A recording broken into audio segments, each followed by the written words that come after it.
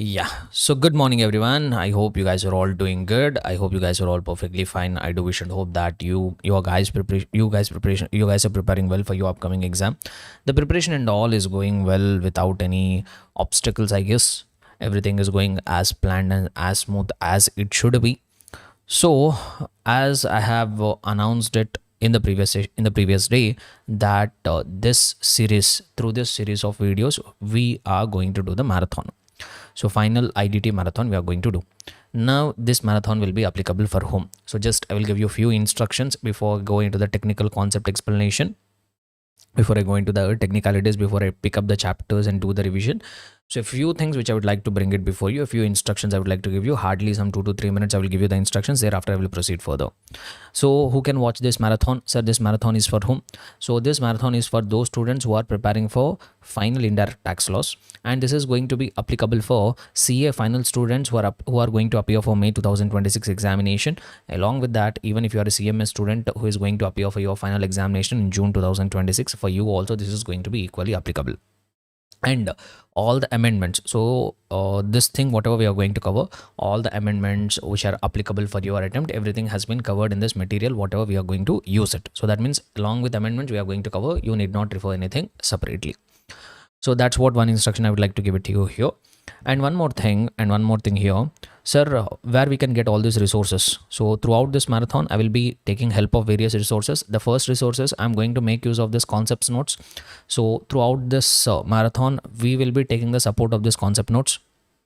So this concept notes, you can get it. So if you want hard copy, you can order it from our website. So the link of the website, you will find it in the description. Or even if you could manage with the soft copy, this soft copy has been made available on our website. This soft copy has been already made available on our website free of cost. You need not pay anything for us. So both indirect tax laws, question bank and concept notes has already been uploaded on our website. Sir, which website? Just look at the description of this video. You will find one link. Just open that link and log in there. Go to free resources section. In the free resources section, go and select CA final there. So once you select CA final there, it will show you that indirect tax laws paper. So just open that indirect tax laws paper and there you will be able to find all the resources. So this concept notes, question bank, and even see for this marathon I will be taking the help of some charts. So I have gathered, see in my regular class, in my EOB batch, I explain the concepts with the help of the charts, so which will give a better overview of the entire discussion whatever we are having. So I'm going to take help of this charts at complex areas and to make the concept simple for you. And all this running notes, all this class notes, whatever I'm going to use it for this marathon, this also will be made available on the website. So you can access all the resources. It is going to be one common point for all your needs. Okay, right. So now, having said that, we are going into the technicalities. So at the final level of indirect tax laws, as you all are aware, we have a bunch of concepts. We have a very good number, a very good volume of the syllabus we have, which we are required to prepare. So all that majorly we are going to cover now.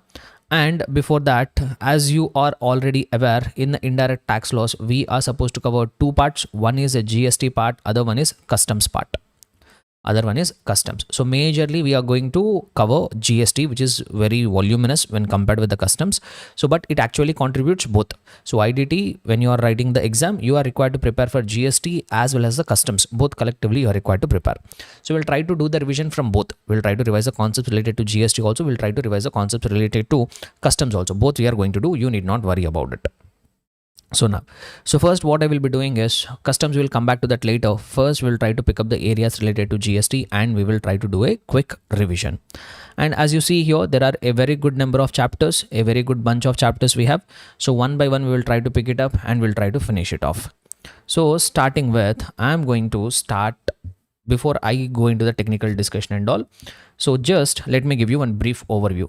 So to make our discussion smoother, to make our understanding, to make our revision smoother, a little few things we need to have a quick understanding here. So some basic things I will try to introduce, then I will directly jump into the supply chapter. So few concepts which we are required to be aware if we want our discussion to be smooth. So GST is a kind of indirect taxation, we all are aware. So when GST will be imposed, or when GST will be paid, but when actually the government will impose a GST and collect the amount of GST. So for that we need to understand one sequence. So there must be goods or services or both. There must be goods, or there must be either goods or services or both. So subject matter of the transaction should be either goods or services or both, and there must be some supply taking place. There must be a taxable event called supply under section number 7. So we are going to see in the supply chapter when an activity will be considered as supply. That anyhow we are going to see it, but I'm just giving you overview. So one basic overview, if you have if we have regarding the entire mechanism, our discussion will flow in a very seamless manner. So there must be goods, there must be services, there must be both, and these goods or services or both must have been supplied. The taxable event is supply. So if there is no supply, there is no GST. So first thing what we are required to do, first we need to determine whatever activity is there, is that falling under supply definition. Sir, when an activity will fall under supply definition and all, we will see in a short while, we are going to see. So there must be goods or services or both, and there must be a taxable event called supply should have taken place. And just because goods and services are there, and also a supply activity has been taken place, and whatever transaction is there that is grossly falling under the supply definition, even then also directly government will not come and impose a GST. First what they will do is, whatever supply they are doing, whatever supply you are doing, it should be a taxable supply. Whatever supply you are doing, it should be a taxable supply. Sir, what do you mean by taxable supply here? Taxable supply means which should not be an exempt supply. Which should not be exempt supply. So that supply should not have been exempted. Sir, what is the meaning of the term exempt supply? What is the meaning of the term exempt supply? So for the purpose of GST, except a few places, wherever I am saying exempt supply, wherever I am saying exempt supply. Let me put it this way. So the supply should be a taxable supply. So what is a taxable supply? So which is not an exempt supply. Let me put it like this. So it should not be an exempt supply. Sir, when an activity will be considered as exempt supply? An activity will be considered as exempt supply when it is nil rated supply. When it is nil rated supply, that means there is an item, there is a good, there is a service which you are supplying, and when you open that rate chart, against that you are able to find the rate as nil rated supplies. It also includes wholly exempted supplies. It also includes wholly exempted supplies. It also includes wholly exempted supplies. Then not just that, it also includes non-taxable supply. It also includes what? Non-taxable supply. So first, there must be goods, services or both, and a supply under whatever, there should be a taxable event called supply. So now you are coming under GST purview, but just because you are making a supply, tax will not be collected. That supply should be a taxable supply. Sir, what is taxable supply? It should not be an exempt supply. Sir, then what is exempt supply? Exempt supply could mean three things. What are they? Number one, it could be a nil rated supply. It could be a wholly exempted supply, or it could be a non-taxable supply. Sir, what is nil rated? As I have told, if you open the GST rate chart, you will be able to find some items in that HSN code will be there. Against some items, the rate will be mentioned as nil or 0. Then wholly exempt supply. So if you open the rate chart, there will be certain item against that a rate of tax will be there, but the government has released a notification. In that notification, they have told that whenever this good is getting supplied, this service is getting supplied, GST has been wholly exempted. Even though there is a rate in the rate chart, but the government has released a notification and told that goods and services are wholly exempted from GST. So that we call it as wholly exempted supplies. Then we have something called non-taxable supply. So all these three put together, we call them as exempt supplies. So now we have to dig deeper into, sir, what is a non-taxable supply? So non-taxable supplies means those supplies which are not at all leviable to GST. Non-taxable supplies are those supplies which are not at all leviable to GST. Sir, what will fall under non-taxable supply definition? What will fall under non-taxable supply definition? So let me give you here itself the necessary discussion. Number one is alcoholic liquor for human consumption. Alcoholic liquor for human consumption. That is, on that GST will not be applicable. Even though it is getting supplied, GST will not become applicable. Why? Because if I give you a little background here, the state governments have not given up their right to tax the alcoholic liquor for human consumption. Even today also on alcoholic liquor for human consumption, state governments will impose something called excise duty on its manufacture, and whenever it is getting supplied, VAT or GST will become applicable. So that's why alcoholic liquor for human consumption is kept outside of the GST purview. Not just that alcoholic liquor for human consumption, even undenatured extra neutral alcohol. Even undenatured extra neutral alcohol, plus plus rectified spirit. There is something called rectified spirit. So these two are actually raw materials. These two are actually raw materials for the purpose of manufacturing of alcoholic liquor for human consumption. Even on that also GST will not be imposed. Even on that also GST will not become imposed.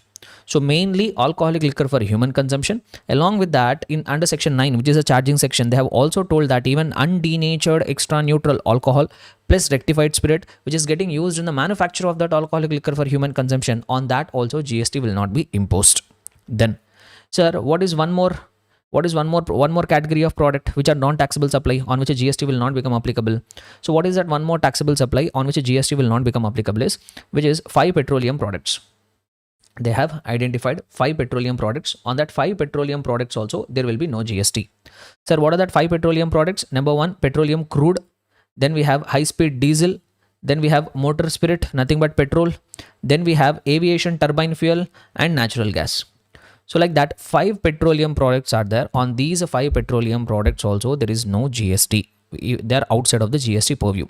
Sir, why they are outside of the GST purview? Will they never come under GST purview? No, not like that. For the time being now, the government told, we will tell you a date. We will notify a date. From that date, we will start imposing GST on that 5 petroleum products. But till that date, there will be no GST imposed.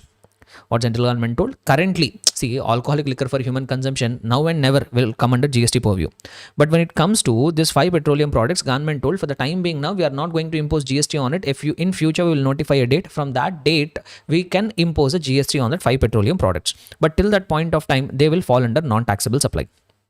Okay, so this is what exempt supply is. So exempt supply means nil rated, wholly exempted supplies or non-taxable supply. So that means whenever there is good, whenever there is service, or there are both, and supply, an activity which has been done, an activity whatever you are doing, that is even qualifying as supply under section number 7. But just like that, the government will not come and impose GST. Whatever supply you are making, so that should not be a nil rated, that should not be a wholly exempted supply, and even that should not be a non-taxable supply. Then only the triggering point will be there. Then, so just being a supply, just being a taxable supply alone will not be enough. Just being a taxable supply alone will not be enough. Sir, what else is also required? So that supply, that taxable supply should be made by a taxable person. That taxable supply should be made by a taxable person. So there must be supply. Number 2, it should be a taxable supply. But just being a taxable supply alone will not be enough. That supply must be made by a taxable person. Sir, now who is taxable person? Who is a taxable person? The person who is already registered under GST law. Already registered person, or a person who is liable for registration. A person who is already registered, or a person who is liable for registration. So that person we are going to call them as taxable person. So just being a taxable supply alone will not be enough. Even that supply, even that taxable supply should be made by a taxable person. Then only collection will happen. Then only collection will happen. So who will be taxable person? Who is called as taxable person? So taxable person means a person who is already registered under GST law, or the person who is liable for registration but who has not yet taken registration. Even the person liable for registration also we call him as taxable persons. So these people are required to collect the amount of GST. Okay, so this is when actual collection will happen. So there should be a supply, that supply should be a taxable supply, and that supply should be made by a taxable person. Then supply will be collected. Then GST will be collected. And on what value GST will be collected? On what value GST will be collected? So what will be the amount of GST? So what will be amount of GST? What will be amount of GST? So that amount of GST will depend on something like this. So first we have to determine the value. After we have determined the value, on that value we have to multiply the rate of GST which is applicable for that value. So as you might have seen, always GST is a ad valorem duty. GST is a ad valorem taxation. So what do you mean by ad valorem? So you will determine the value, on that value you will multiply a percentage. By that you are going to arrive at the GST amount. So this is how you are required to calculate the amount of GST. So how to calculate the amount of GST? You have to determine the value of the supply, whatever supply you are making of goods or services. What is its value? You have to determine that value must be multiplied with the rate of GST applicable for that particular good or service. Sir, now how to determine this value, sir? How to determine this value? That's what we are going to learn in the value of supply chapter. That's what we are going to learn on value of supply chapter. Okay. So now one more thing here, sir, you are saying amount of GST you are required to calculate. How you will calculate? We will determine the value, and on that we are going to multiply the rate. But this GST which you are going to collect could be different types. This GST which you are collecting could be of different types. So as you might have, as this is a basic point which you are all aware. So, and this you should understand it to have a free discussion in going forward. So GST, there will be different types of GST which you might be required to collect. So now which GST you are required to collect, that will depend on two factors: whether whatever supply you are making, is it an interstate supply, or whatever supply you are making, is it an intrastate supply. Whatever supply you are making, is it an interstate supply, or whatever supply you are making, is it an intrastate supply. So if the supply is intrastate, but when we are going to call it as intrastate supply, so if the location of the supplier and the place of supply, if they are falling within same state, or if they are falling within same union territory, if they're falling within same state, if they're falling within the same union territory, then we are going to call them as intrastate supplies. And whenever there is an intrastate supply, whenever you qualify a supply as intrastate supply, so then the GST which will be collected is either CGST and SGST or UTGST. Depending on whether you are registered with the state government or you are registered with the union territory government, either SGST or UTGST will get collected. So, but whatever it is, when the location of the supplier and the place of supply is falling within the same state or same union territory, will be liable to pay CGST, along with that SGST, equal amount of SGST or UTGST you will be liable to pay. Now here the question comes, sir, location of supplier, okay, we can find it out. How to determine the place of supply? For this we are going to have a dedicated chapter. A very good weightage will be there. Sir, how to determine this place of supply? So you are telling location of the supplier and the place of supply, if both are falling within the same state or union territory, then we are going to call it as intrastate. Agreed. Location of supplier, I can find it out easily only. But what do you mean by place of supply? How to determine that place of supply? For that we are going to have a dedicated chapter which we are about to see. Very good weightage will be there. I am going to do the revision of the chapter in an excellent manner. You need not worry about it. Okay, so then we have something called interstate supply. Sir, what is this interstate supply? If something is not an intrastate supply, I can call in a little way. So for the time being now, since we are here at the beginning, I will tell you a simple meaning here. So when the location of the supplier and the place of supply, if they are falling in two different states, if they are falling in two different union territories, if they are falling in one state and one union territory, and even international transactions like imports and exports, between two different countries, if the location of the supplier and place of supply is falling, then they will fall under interstate supply. Now, in case if an activity has been qualified, if an activity has been classified as an interstate supply, in that case, which GST will be imposed? IGST will be imposed, which is nothing but a collective amount of CGST along with SGST. The collective amount of CGST and SGST will be collected in the name of a single tax, which is IGST. So there will be IGST applicable. So here also, if you see whether it is an interstate supply or intrastate supply, the main factor in determination is place of supply. How to determine that place of supply, that we are going to see it in a dedicated chapter. Okay, right. So thereafter the question will come, okay sir, okay, so you have told how to calculate the amount of GST for which you are required to determine the value of supply. On that you have to multiply the rate. You told value we are going to discuss in the value of supply chapter, and you told there will be multiple kinds of GST. Which kind of GST you are required to impose, that depends on location of supplier and place of supply. You told place of supply we are going to discuss in our subsequent, we are going to have a dedicated chapter. What else we have? So what else we have is, okay sir, I determined my value. Okay, using the value of supply chapter rules and regulations, I calculated value of supply. Even I determined whether it is an interstate supply or intrastate supply. And accordingly, I have determined whether I am required to pay IGST, CGST, SGST, UTGST. That also I have determined it, sir. When I am required to pay. The next question which should come to you is, when I am required to pay. Okay, I will do all this calculation part. So after doing all this calculation part, I am liable to discharge this GST. No, there will be a point of time at which I am required to pay. So that question will come, when to pay the GST. Okay, you are doing supply, that is taxable. You are a taxable person. You have collected the GST also. So you determined value, you collected the GST, you determined whether it is interstate supply or intrastate supply. Now, whatever amount of GST that you have collected, that is required to be paid. No, sir, that I can't retain with me. No, I have to pay to the government. No, when I am liable to pay to the government. So that's what we are going to learn it as a part of a chapter called time of supply. So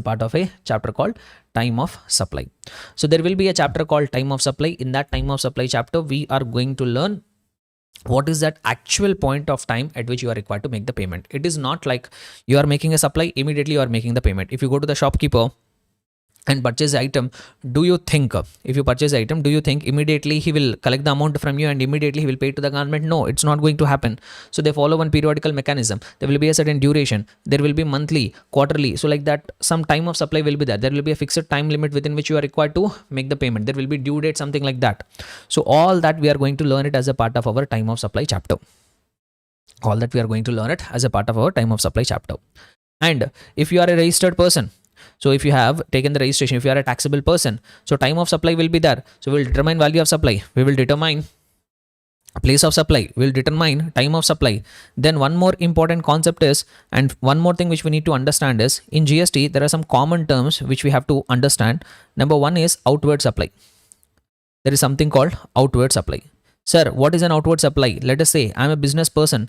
I will be making outward supplies. That means I will be selling my goods. I will be providing my services to others. Those will be called as my outward supplies. And on the outward supplies, whatever I have made, on whatever sales, on whatever services I am providing, there will be a liability. If I am a taxable person and whatever my outward supply is there, if that is not falling under exempt category, then I am liable to pay GST. I have a liability on my outward supplies. I have a liability to pay the amount of GST to the government. That we are going to call it as output tax liability. That I am going to call it as output tax liability. Now, when I'm a business person, let us say for example, I'm a person who is into business of selling electronics. So I will, when a customer comes to my shop, I will sell him the electronic. That is my outward supply. But to make that outward supply, I need some inward supplies also. No, I need to procure various goods and services, capital goods. Let us say if I'm an electronic store dealer, to sell that electronics to my customers, first I need to purchase my raw material or finished goods. So that raw material, finished goods, I have to purchase. So that is my that is one thing I have to procure. To run my shop, I need some services also. Let us say for example, to run my shop, I have taken a premises on rent. To run the shop, I have taken premises on rent. I need internet connection. I need the services of housekeeping. I need services of security. So when you are buying the goods for running your business, so then I call them as inputs. I call them as inputs. I might need services also for running my business, that I call them as input services. What do I call them? Input services. But for running my business, I need even capital goods also. What I need capital goods also, those assets which will be capitalized in my books of accounts. So let us say for example, in order to run my electronic store, I need a computer for doing the accounting, for maintaining a track of all this sales and things whatever I have done. So I need one laptop, I need one air conditioner in my store. So these are all capital goods. So like this, in order to run my business, I need inputs, I need input services, I need capital goods. All of this collectively we are going to call them as inward supplies. What I'm going to do it, I'm going to call them as inward supplies. I'm going to call it as inward supplies. So now on these inward supplies, when you procured inputs, when you procured input services, when you procured capital goods, you would also have paid GST. You would also have paid GST. Like the way when you are selling, you are collecting the GST from your customers. No, in the same manner, when you are purchasing also, your supplier might have collected the amount of GST from you. So that I call it as input tax. That I call it as what? Input tax. And there is a concept called, you can take the credit of that input tax, whatever GST that you have paid on your inward supplies, whatever GST that you have paid on your inputs, whatever GST that you have paid on your input services, whatever GST that you have paid on your capital goods, that GST you can take it as credit. That you can take it as credit, that you can use it. What do you mean by taking the credit is that you can use it for the purpose of discharging your output tax liability. So let us say if you have 1 lakh worth of output tax liability, but on your inward supplies, if you have 80,000 rupees of GST that you have paid, that you can adjust it against your output tax liability. You can use it for discharging of your output tax liability. Now there will be a lot of discussion regarding this input tax credit. Sir, when I will become eligible? Sir, who is eligible to take the ITC? What conditions are required to be taken for availing ITC? Sir, in case if I have inputs which I am using it for business purposes, non-business purposes, which I am using for taxable purposes, non-taxable purposes, can I take full ITC? No. You're required to do something called apportionment, that we are going to learn. Sir, there are certain items on which ITC is blocked. There are certain circumstances, even though you are using that for business purposes and all, ITC will be blocked. There is something called 17 subsection 5, blocked credit. So like that, numerous provisions, very important and very interesting provisions are there associated with that input tax credit. So that we are going to learn it as a part of our input tax credit chapter. Okay, sir, there will be input tax credit, there will be output tax liability. Sir, that you are telling that this will be adjusted. Your input tax credit, you can use it for the purpose of making payment of output tax liability. Sir, there should be a mechanism for that, no, sir? For doing that adjustment, there should be one ledger which should keep a track of all my liabilities. There should be a ledger which should keep track of all my credits. So like that, there will be some ledgers, like input tax credit, if you take, that will go and get created to something called electronic credit ledger. So like that, I will have liabilities. All my liabilities will be debited to the electronic liability register. And if it excess amount I'm required to pay, I have 1 lakh rupees of output tax liability, but I have 80,000 rupees of ITC. The remaining 20,000 I have to pay it in cash. For making all that payments, I will have something called electronic cash ledger. So like that, one entire payment system should be there. And how I can use that ITC for output tax liability, in what manner I have to use it, for all that we need some system. So what is a system for making payment? What is a system for discharging of all your taxes? For that, we are going to learn a chapter called payment of taxes. For that, we are going to learn a chapter called payment of taxes.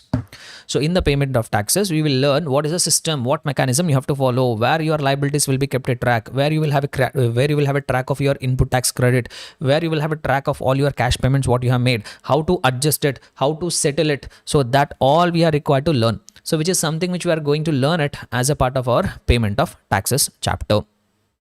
Right.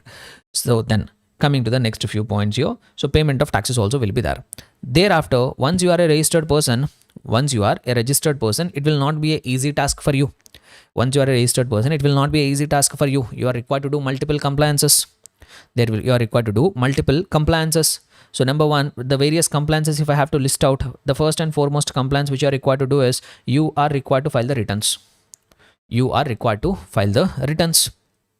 So sometimes there will be monthly return, sometimes there will be quarterly return, sometimes there will be annual return. If you are a composition dealer, different return. If you are an e-commerce operator, another return. If you are a TDS deductor, another return. So like that, multiple return mechanism we have. So all that returns are explained in the returns chapter.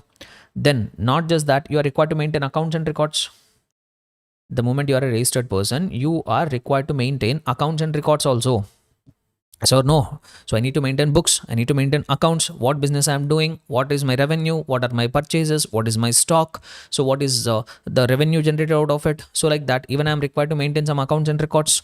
And in order to provide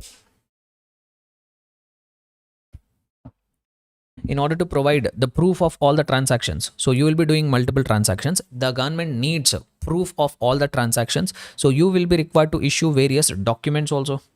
If you are a registered person, if you are doing business, you will be required to issue multiple kinds of documents. Sir, what are that multiple kinds of documents? There will be something called tax invoice, there will be something called debit note, there will be something called credit note, and there will be something called e-way bill, there will be something called delivery challan. So like that, multiple documents also you are required to issue, which will provide the evidence, which will provide the audit trail that transactions have actually taken place.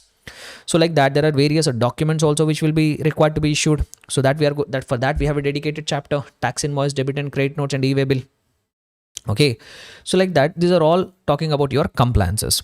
Now let us say you are a big businessman. So you started your business, you have grown your business. Now what you are doing is, you are doing exports.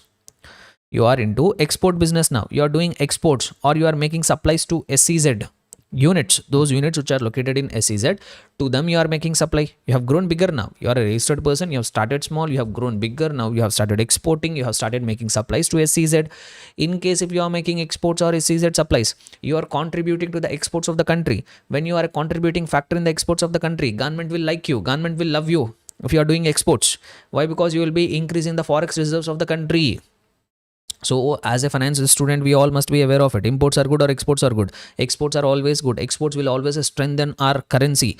So if you are a person who is contributing, if you are doing the business, if you are doing manufacturing, if you are doing trading, or if you are exporting, after you have grown bigger, you have started exporting, or if you have made supplies to SEZ. So those supplies we are going to call them as zero rated supplies. Sir, why zero rated supplies? Why? Because government wants to benefit you. They are liking you. You are making exports. You are making SEZ supplies. You are contributing for foreign reserves of the country. For that, government will give you some benefits. One of the most common benefit which you will get in these cases is refunds.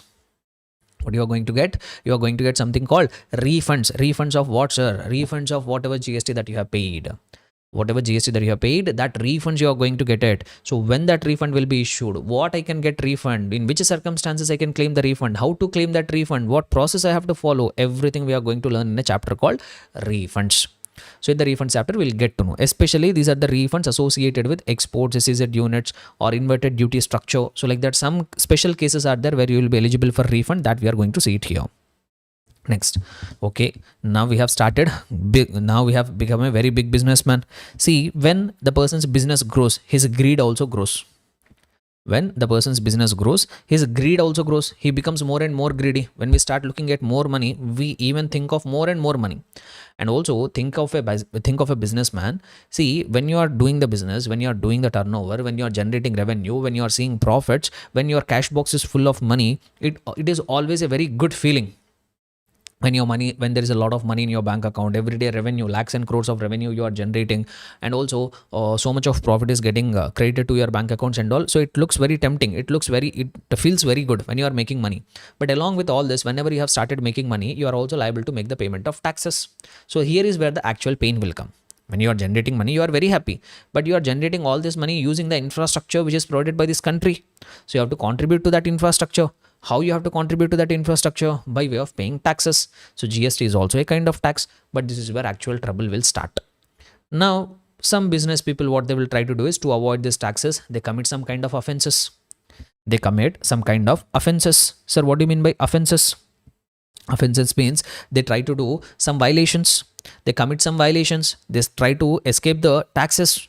So like that, they will do offenses. For doing that offenses, in case if you are caught for doing that offenses, if the government has to find out, if the GST department has to find out that offenses, for that they need to do some assessments. So there are different kinds of assessments under GST. There is something called self-assessment, which is the common one. Then there will be something called scrutiny assessment. Thereafter, something called provisional assessment. So like that, multiple assessments will be there. And also, government can conduct audit. GST department can conduct audit. If they find that you are doing some kind of offenses, they can do audit. There is something called special audit. There is something called departmental audit. And they will have power for inspection. The department can come for inspection to your premises. They can do the search. They can seize, they can confiscate. So all this recovery mechanisms, all this machinery provisions are applicable. So all these machinery provisions are also covered as a part of your syllabus. Like audit and assessment, we have one chapter where we will learn about what and all are different assessments which will happen in the audit, which will happen in GST, what and all different kinds of audit department will order for. And also they can do inspection, how they can do inspection, how they can do search, how they can do seizure, how they can do confiscation. So you have committed offenses. To find out that department is having this machinery provisions. Thereafter, if you are caught, what will happen? Penalties will be there. Prosecution will be there. You have to undergo consequences. So all that, the penalty provisions, penal provisions and all will become applicable. Able to understand? So this is what your overall structure. If I have to tell you, if you look at the index, I tried to cover major things here. So there are a few more things here and there. So that all you keep it aside, but this is what the major structure. So I told you practically how the GST system works, and whatever chapters, whatever content that we are going to learn as a part of this GST subject at the CA final level, we are trying to learn this overall system. So different chapters. So like as you could see here, there will be something called supply chapter. So first taxable event itself is supply. So how to determine the supply? We have supply chapter. Then I told taxable supply. For that, you should know what is exempted. In order to know what is exempted, we have to see the exemption chapter. Then taxable person. I am saying registered or liable for registration. In order to know who is liable for registration, who is not registered, who is not liable for registration, we have to look at the registration chapter. To calculate the value, to calculate the amount of GST, we need to calculate value of supply. To determine whether it is interstate supply, intrastate supply, we need to determine place of supply. To know when to make the payment, we have to determine time of supply. Thereafter, when I can avail input tax credit, how to use that input tax credit, and what is the manner of utilization. For that, we need to learn input tax credit chapter, and how to make these payments. How to discharge these payments, what mechanism I have to follow, how I can use that input tax credit. For that, we have a chapter called payment of taxes. What returns you are required to file, we have returns chapter. What accounts and records you are required to maintain, we have accounts and records chapter. What documents you are required to issue, tax invoice, debit notes and credit notes chapter. And in which circumstances will you be eligible for refund, we have a refund chapter. And when you will be considered to have offenses, and what penalties will be applicable, what prosecutions will become applicable. Then what machinery provisions are applicable for GST department? Like what kind of assessments they can do, what kind of audits they can do, how they can do inspection, search, seizure. All these are nothing but our curriculum, nothing but our syllabus. This is what our complete syllabus is all about. Okay, clear and comfortable, everybody? Right. Now, so since I have given you entire overview of the GST, now one more thing I would like to tell you, one more basic concept I would like to explain. Thereafter, I will pick up the chapters and I will do the revision. See, all this is very important, my dear students. Till now, this half an hour of time, whatever I have spent in giving you that overall structure, this is very, very important, because this is what actually will give you that smooth flow when we are going forward and having a discussion. So you need that connection. So all that connections I have given it at a single place, so that going forward you will not face a trouble in connecting the dots. And one more point I would like to say it here. So there are different mechanisms. There are different kind of charges under GST. So GST is required to be collected by the government. Ultimately, the GST revenue has to go to whom? Government. Government wants that GST revenue. Now, who will pay that amount of GST? From whom the government will collect the amount of GST? That is a big question here. Definitely, government wants GST. There is no doubt about it. Whatever GST the government is imposing, that revenue should finally go to the government. But through whom the department is going to collect that revenue? Through whom? The government. Who is that person who has to actually go and deposit that amount of GST with the government? So we have three kinds of mechanism. Broadly two, but I will say there are three kinds of mechanism. One is forward charge mechanism. Sir, what is forward charge mechanism? As we all are aware, in any business transaction, in any supply under GST, there will be two people. One is supplier and the other one is recipient. Now, supplier is making a supply to the recipient. Let us say 1 lakh worth of supply has been made. On that, just 1 minute. So 1 lakh worth of supply has been made. On that, applicable amount of GST is 18,000. So 1 lakh 18,000. So in majority of the cases, what will happen is supplier will make the supply to the recipient. Now recipient will pay the entire value along with the GST. Supplier will retain the value portion. Whatever amount of GST has been collected, that amount of GST is required to be deposited with the government. This is what usually will happen. This is what you are experiencing in your day-to-day life. Today, when you go into the practical world, when you purchase some item, you are paying the consideration. When you are paying that amount, you are paying along with GST. What that supplier will do, he will keep that value component, that GST component, he will pay to the government. So this is what major of the cases it will happen. This is what in the GST terminology, we are going to call it as forward charge mechanism. So what is forward charge mechanism? Supplier only will collect the amount of GST from the recipient and deposit that with the government. This is what usually will happen. Next, there will be one more mechanism called RCM, reverse charge mechanism. So in the reverse charge mechanism, what will happen is here also there will be supplier, there will be recipient. Supplier will make a supply. Let us say 1 lakh worth of supply has been made. That is a taxable supply. But here they will not ask the supplier. In RCM, the department will not ask the supplier to collect the amount of GST from the recipient and pay it. They will directly ask the recipient only to calculate the amount of GST, and recipient is only required to pay the amount of GST to the government. Recipient is only required to pay the amount of GST directly to the government. This we call it as reverse charge. Why? Because it is reverse to the usual process. The usual process is forward charge mechanism. Supplier will collect the amount of GST and pay to the government. Now they are doing the reverse of it, reverse charge. So what they are saying, dear recipient, in case if you are receiving certain supplies on which RCM is applicable, they will give a notification. Government will release a notification which services, which goods are getting covered under RCM. Government will release a notification. So in case if such supply is happening which is notified under RCM, in those cases, supplier will collect only the amount of consideration from the recipient, but GST amount is required to be directly deposited by the recipient to the government. So this is what we are going to call it as a reverse charge mechanism. But one thing you have to be very careful here, be it forward charge mechanism, be it reverse charge mechanism, only the person who is depositing the amount of GST with the government is changing, but the person who is bearing the taxes is going to remain the same. Whether it is forward charge mechanism, whether it is reverse charge mechanism, the person whoever is paying the tax to the government is different. Or if I rephrase it, the person from whom the department is collecting the amount of tax is different. If forward charge mechanism, supplier; if reverse charge mechanism, recipient. But in both the cases, if you pay close attention, the person whoever is bearing the tax is same. The burden of tax is on same. So who is that person who is bearing the burden? In both the cases, it is recipient only. In both the cases, it is recipient only. Why? Because in the forward charge mechanism also, if the supplier is paying the amount of GST, that supplier is not paying the money from his own pocket. He is collecting it from the recipient and paying it. Similarly, in case of reverse charge mechanism, recipient is directly paying the amount of GST to the government out of his own pocket. So like that, we have two mechanisms. Now we have one more mechanism. We have one more mechanism under 9 subsection 5. So what does this 9 subsection 5 says is, if there are some suppliers, there is a recipient. If the supplier is making supply of certain notified services to the recipient, not directly but through the e-commerce operator. There is a supplier who is making some supply of services, not goods. If the supplier is making supply of services through, not all services, there are some services which are notified. 6 services are there which are notified. So if there is a supplier of service, if he is making the supply of such notified services, not directly to the recipient, but he is making supply of services through the e-commerce operator. So today e-commerce operator has become the part and parcel of our life. Let us say, for example, there is one cab driver. He is providing passenger transportation services, but he is not doing it directly. He has listed his cab on Ola. So on Ola, you will book a ride. So here, who is the service provider? Cab driver. Who is the recipient? You. But this service is not getting provided directly. This service is getting provided through Ola, Uber, Rapido. So that we call them as e-commerce operator. So the government has notified certain services. If these services are getting provided by the suppliers through the e-commerce operator, neither the supplier will pay the amount of GST, not even recipient will pay the amount of GST to the government. They have put the responsibility on the e-commerce operator. On whom they have put the responsibility? The government has put the responsibility on the e-commerce operator to pay the amount of GST to the government.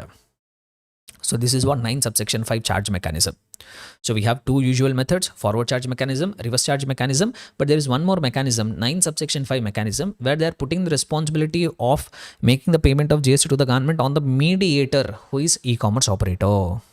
Able to understand? So there is a supplier, there are certain services which are notified. If those services are getting provided through the e-commerce operator, neither the supplier will collect the amount of GST, nor the recipient will directly pay the amount of GST to the government, but here the responsibility has been put on the e-commerce operator. So e-commerce operator is required to collect the amount of GST and pay it to the government. But once again, here also e-commerce operator will not pay it from his own pocket.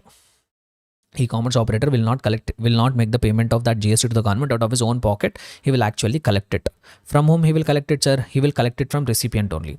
So he will collect it from the recipient and pay it to the government. But here also, if you see, even under 9 subsection 5 also, the person who is ultimately bearing the height of the taxes is recipient only.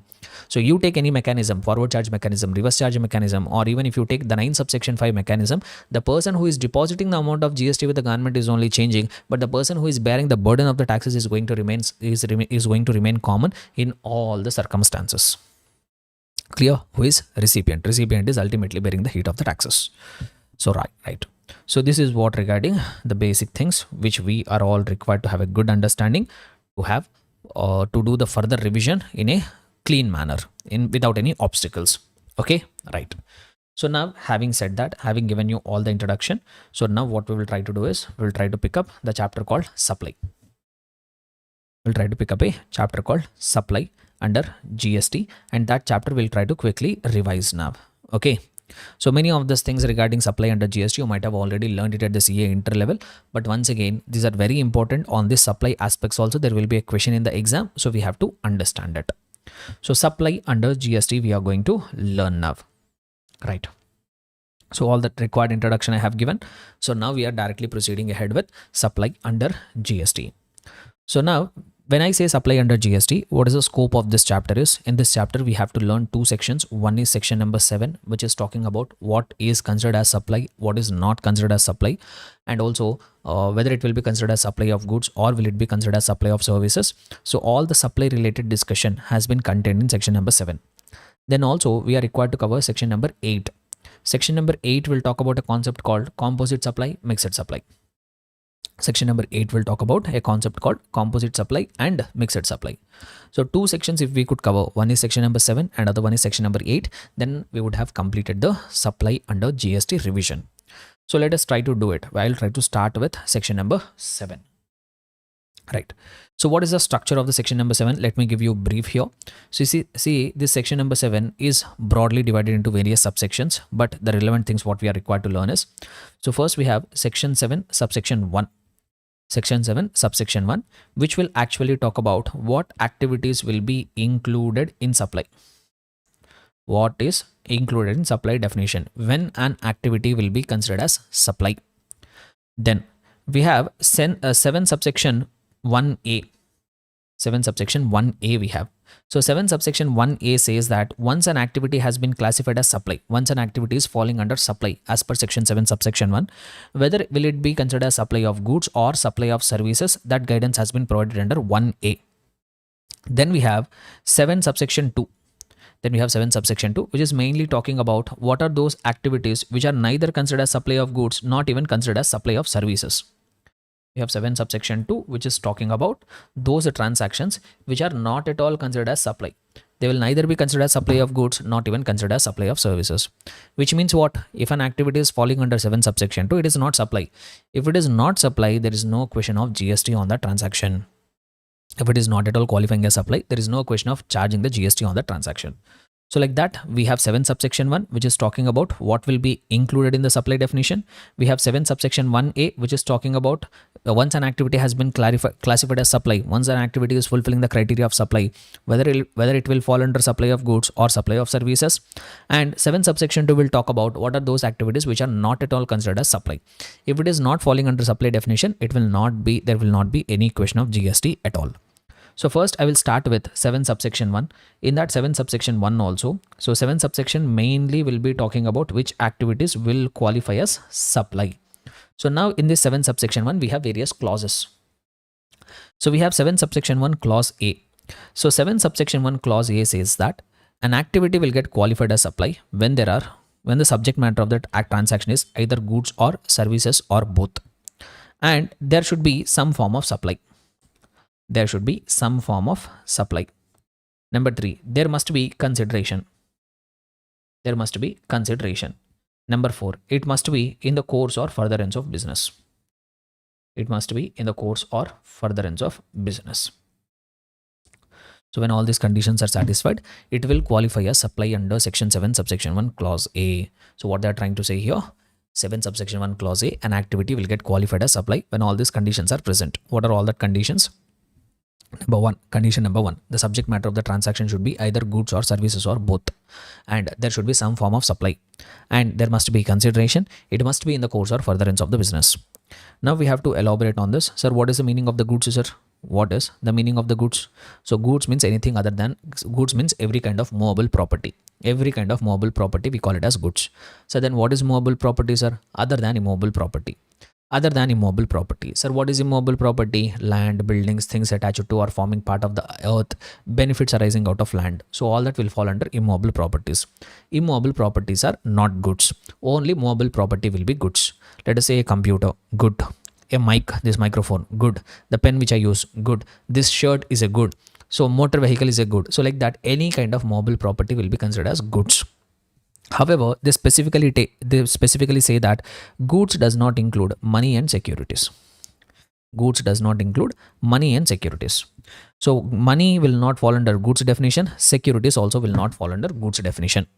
Sir, what is money? Money means either Indian currency, Indian legal tender money, or foreign currency, or any other kind of instrument which is recognized by RBI for the purpose of settlement of obligation. Like it could be a check, it could be a promissory note, it could be a demand draft, it could be a traveler's check. So like that, it could be any instrument which is recognized by the RBI for the purpose of settlement of obligations. All that we call it as money. Money will not fall under goods definition. When I say goods, goods does not include money. However, if you are keeping any currency for its numismatic value, sir, what do you mean by keeping the currency for numismatic value? Let us say you have one coin which is used to be in circulation during British Empire. You have one currency coin which used to be in circulation during British Empire. So that coins, some people will have this habit of collecting the coins. So that coin you have kept it. Now that coin you did not keep it for settlement of obligation. That coin you have kept it for its numismatic value, for its intrinsic value you have kept that coin. Okay, so this currency which is held for its numismatic value, it will not be falling under money definition. If it is not falling under money definition, it will fall under goods definition. So goods does not include money. Money means what I have told, but I am specifically saying that currency which is held for its numismatic value is not money. If currency held for numismatic value is not money, then it will fall under goods definition. All other usual currency will be money, not goods, but currency held for its numismatic value is not money. That means it will fall under goods definition. Similarly, goods does not include securities also. Sir, what are securities? The shares, debentures, equity, bonds, mutual fund units. So like that, all this will be considered as securities. Even securities are also outside of the goods definition. Okay. But they specifically say that goods include actionable claims. What they have specifically mentioned, goods include actionable claims. When I say goods, goods will include actionable claims. Sir, what are actionable claims? An right of unsecured debt, or a right in the goods which are not currently in your possession. Simply, if I have to put it, arrears of land, arrears of rent will be an actionable claim. Lottery, betting, gambling. So all this will form part of actionable claims, and they have specifically told that money goods include actionable claims also. When I say goods, goods will include actionable claims also. Not just that, they have also told that goods include things which are forming part of the land, things which are attached to the earth, which are agreed to be severed, or cut at the time of making supply or before making supply. Let us say I have a tree. I am growing red sandalwood. I have trees. Trees are some red sandalwood trees are there. Trees are something which are permanently attached to the earth. That is an immobile property. But if I undertook a contract, I entered into an agreement where I told I will make the supply of this tree, sandalwood tree. I will cut the tree and I will make a supply. Now it will become good. So practically speaking, things which are attached to earth, things which are permanently fastened to the earth, they will fall under immobile property definition. If they are falling under immobile property definition, they are not goods.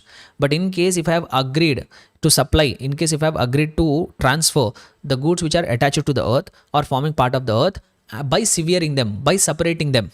So if I agreed to separate them from the earth, and if I agreed to supply it, then it will fall under goods definition. Okay, so this much you have to remember it here. So what is the meaning of the goods? Goods means anything which is movable property, does not include money and securities. It also includes actionable claims, but it does not include but it also includes things which are attached to the earth or forming part of the earth, which are agreed to be severed, which are agreed to be cut either at the time of making supply or before making supply. Next, sir, what is services? The definition of services is very huge. The definition of services is very broad. When I say huge, not in terms of the volume of the definition, but meaning. So the term services has been defined in a very comprehensive manner, very what I have to say, not comprehensive, in a very indirect manner.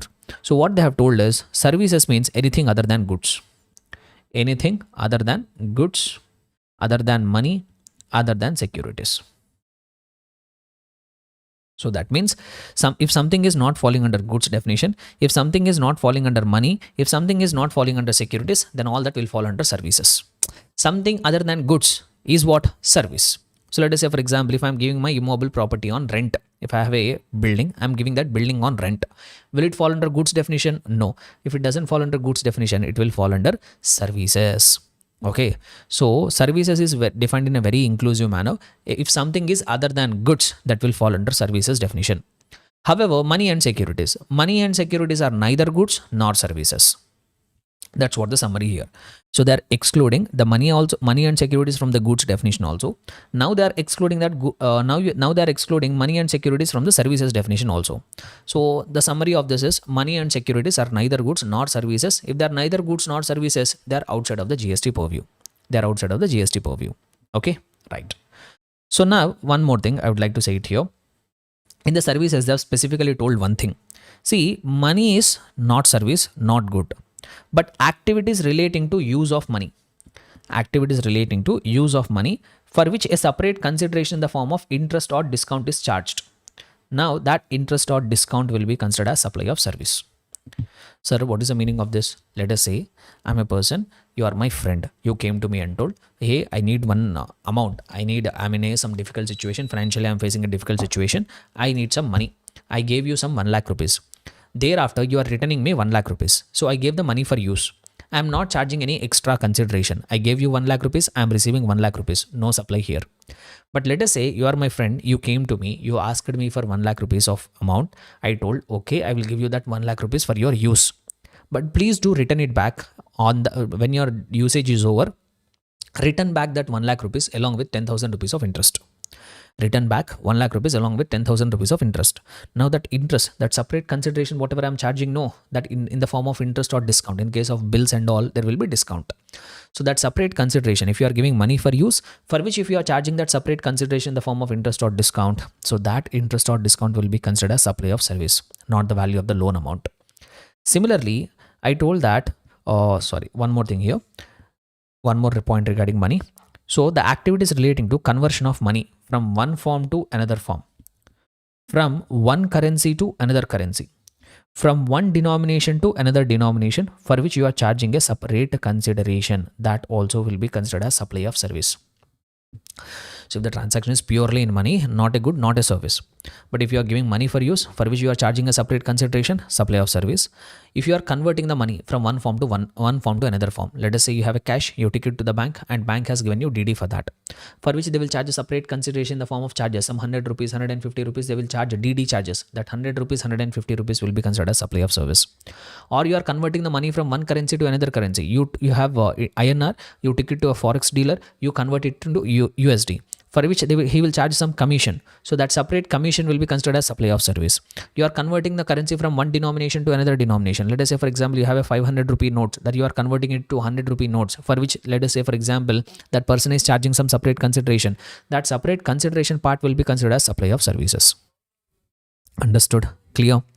And one more thing which will be specifically included in the services definition is, see, I told transactions in securities are neither supply of goods nor supply of services, but transactions relating to facilitating or arranging the supply of securities. The person, whoever is providing the activities in relation to facilitation or arranging of transactions in securities, their activities will be considered as supply of services. Sir, whom they are referring to? Stockbrokers. So what the stockbrokers will do? They are mediators. They are facilitating or arranging. They are acting as a mediators for arranging the transactions relating to supply of shares, sale and purchase of the shares, bonds, etc. that is happening through one stockbroker. So their services, for which this stockbrokers will charge from you some commission, annual fees, etc. That is supply of service. If I sell the share to you, you are buying the share from me, that is not supply. That is not goods, not services. But I am talking about that stockbroker who are providing the services in relation to facilitation or arranging of the transactions in securities. That will fall under services definition. Understood? So this is what the meaning of the goods. This is what the meaning of services. So first, in order to qualify as supply under section 7 subsection 1 clause A, there must be either goods or services. So we have seen what is goods, what is services. Then those goods and services, some form of supply should have taken place. Just having goods or services alone will not be enough. Let us say I have opened a store in which I have kept all the goods which I wanted to sell. Just because I have opened the store and I have loaded my shop with all the stock, that doesn't mean government will come and impose GST. So just having the goods and services will just having the goods and services alone will not be enough. So you need some form of supply also should take place. Sir, what form of supply should take place? This supply could be of any form. It could be sale, it could be transfer, it could be barter, it could be exchange, it could be disposal, it could be license, it could be lease, it could be rental. Any form of supply should have taken place. Sale, transfer, exchange, barter, supply, lease, rental, whatever you want to name it. So just having the goods or services or both alone will not be enough. Some form of supply also should have taken place. And there must be consideration. There must be what? Consideration. Sir, what do you mean by consideration? There must be something in return. There must be something in return. Sir, consideration should always be in the form of money only? Not required. Consideration need not be always only in form of money. Even it could be a non-monetary consideration also. When I say consideration, something in return, that something in return should not always be only in terms of monetary consideration. It could be a non-monetary consideration also. Even if you are getting something in return in barter transaction, let us say I'm teaching you the class, in return I'm getting some professional service from you. So that is also a valid consideration. And not just goods or cash, even the monetary value of doing an act, forbearing from an act also will be considered as consideration. So if I made you some supply, in return you are agreeing to do something. Or if I made you some supply, in return you are agreeing not to do something. That monetary value of that equivalent monetary value of doing or not doing some activity in return for that supply is also a consideration. So consideration should be consideration can be monetary, consideration could be non-monetary, consideration could be even doing or not doing an act in return also could be a consideration. So something should be in return, then only there will be supply under section 7 subsection 1 clause A. Okay, so there should be consideration. Quid pro quo must be there. Then thereafter, so one more point regarding this consideration I would like to say here.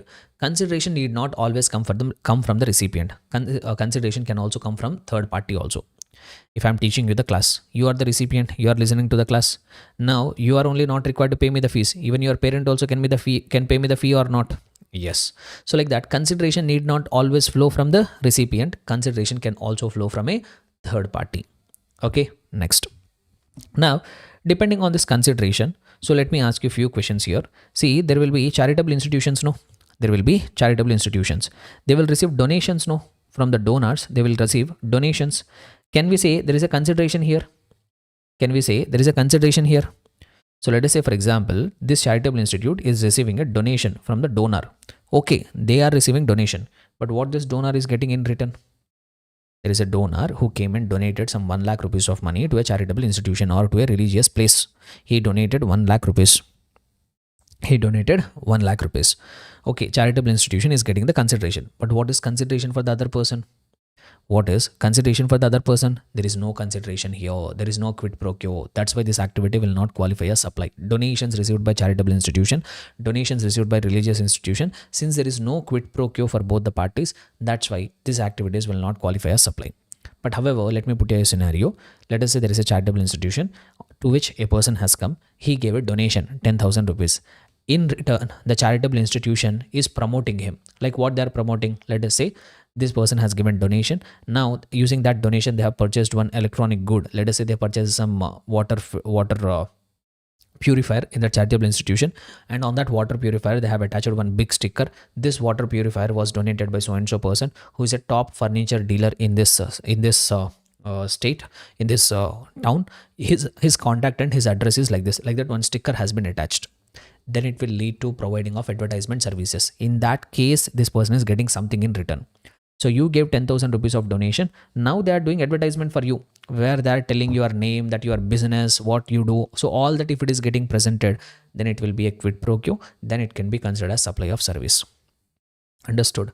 But here one more point you have to remember. These are all circulars. Whatever I'm explaining, these are all circulars. But one point here you have to remember. Just a display of the name without mentioning any business. Just if they have mentioned something like donated by so and so person, that doesn't mean they are providing advertising services. If a charitable institution has received a donation and on that article whatever they have purchased, just some name was engraved, donated by so and so person, no reference to business, nothing is there, that is a kind gesture, that cannot be considered as quid pro quo. But like as I've told, if they are mentioning the name, his business, what he will do, where his office is there, where his shop is there, if all that details are getting presented on the articles whatever they have donated, then it will lead to quid pro quo. On that it will be considered as supply. Understood? Clear? Right. So this is one thing. Charitable institution, important circular from the exam point of view. Then one more important circular here is, there will be artist. There will be an artist. He will send his artwork. Let us say he drew one painting.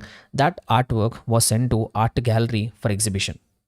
Art gallery for exhibition. He has sent that artwork. Now, if he has sent that artwork for exhibition to the art gallery, he will not get anything for that. For display of his advertisement at the art gallery, he will not receive any consideration. So since there is no consideration, this activity of sending the artwork by an artist to the art gallery for exhibition, can it be considered as supply? No, it is not supply. It is not supply. When actual supply will take place at this art gallery, if a customer has walked in, he will look at the gallery, he will look at the paintings which are presented there. If he liked one particular painting and he has purchased, let us say this artist painting is also exhibited at the art gallery.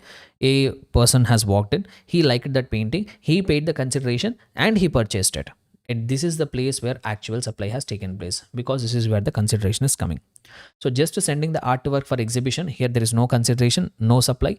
But in case if a customer has liked it and he has purchased it, then actual supply will take place. And one more point here regarding no claim bonus. One more important point regarding one more important circular. See, when it comes to supply chapter, registration chapter, these kind of chapters, no, at the CA final level, they don't ask questions generally from this all the basic provisions, but they will ask questions from the circulars. That's why I'm keeping more emphasis on the circular. Listen, no claim bonus. There is an insurance company.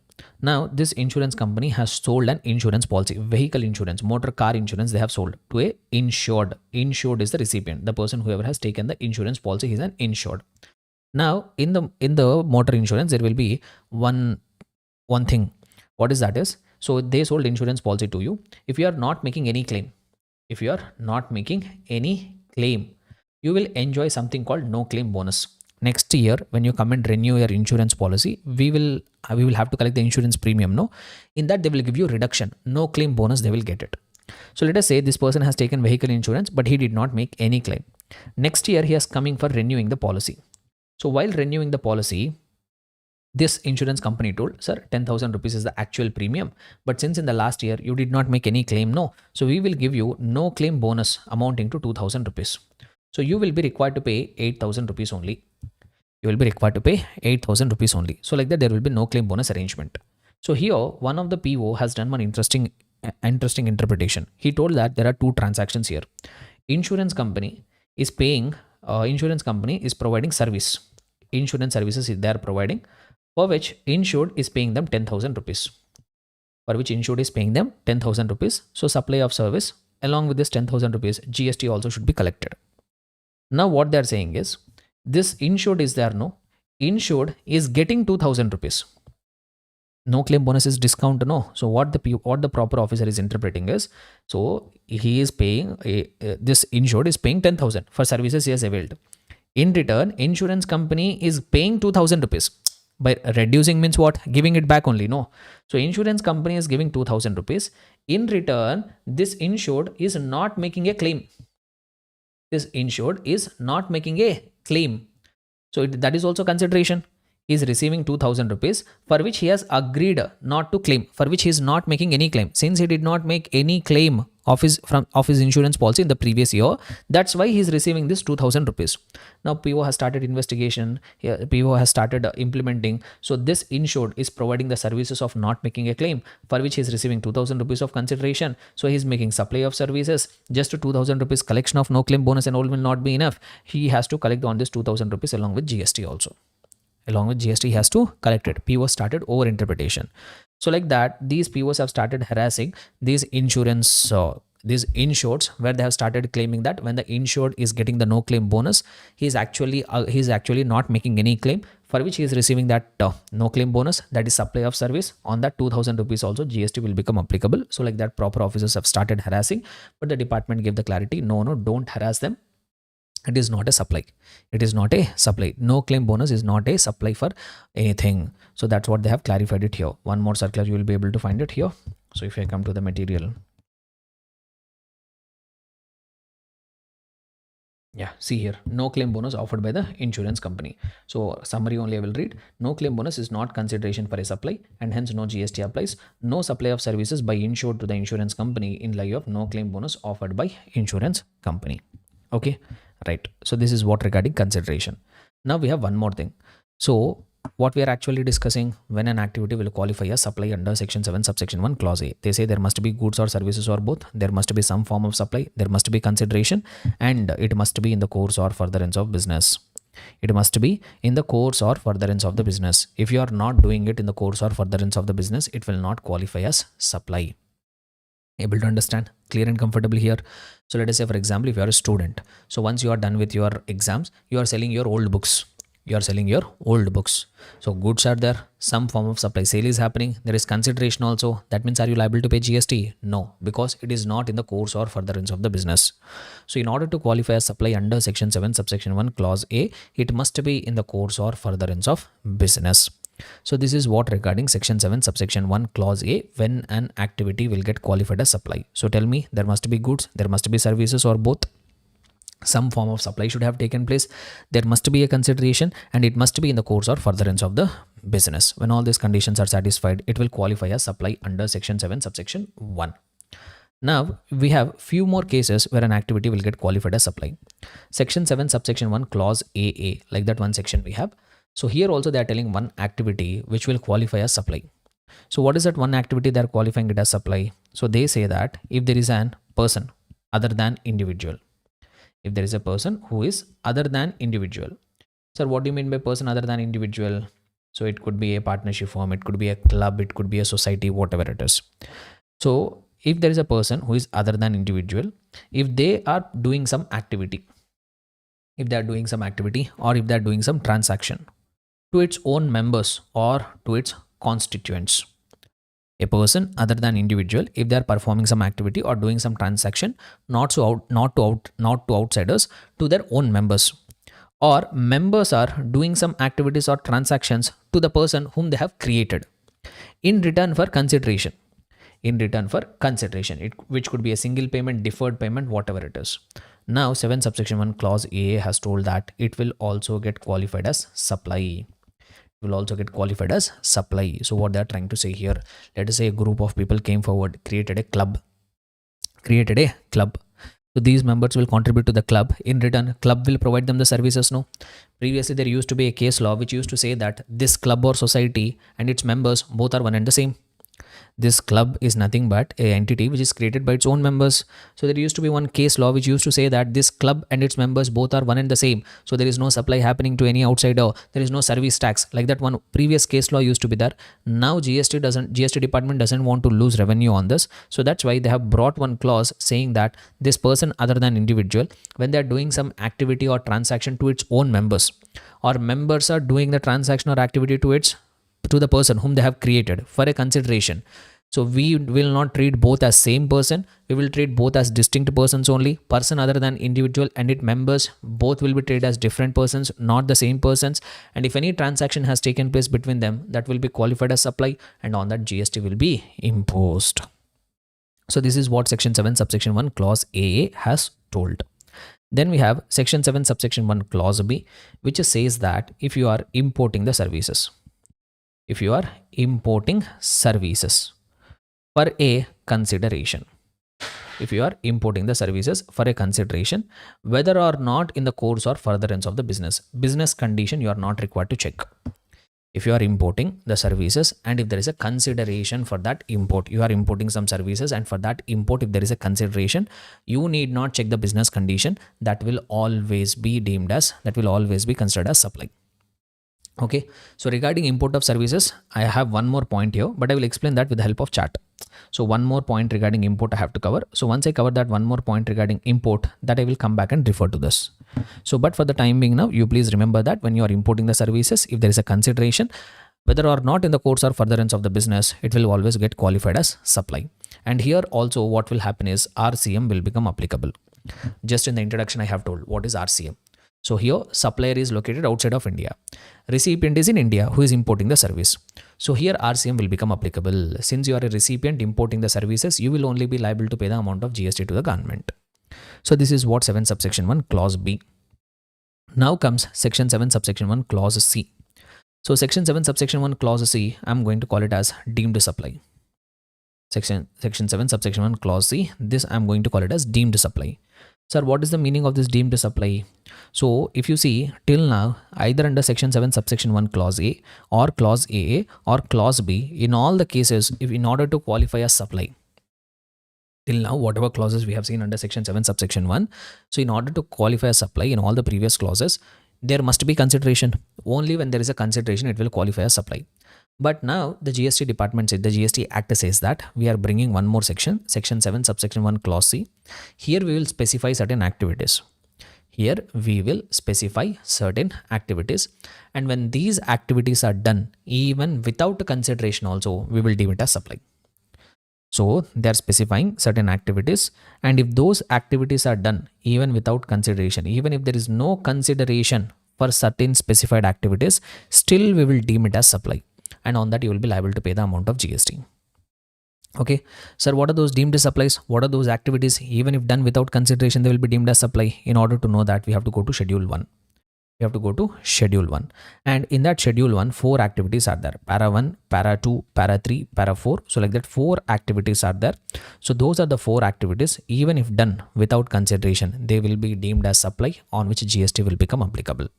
So let us see what are that 4 activities which will be deemed as supply even if done without consideration. Right. So let me come here. deemed supplies even if done without consideration. Number one, permanent transfer or disposal of a business asset on which ITC has been availed. So first activity, what they say here, if you are permanently transferring a business asset, permanently transferring or disposing a business asset on which you have availed input tax credit. Sir, what is a business asset here? When I say business asset here, it could be any asset. I'm not just referring to capital goods. It could be a current assets also. Even stock is also a business asset.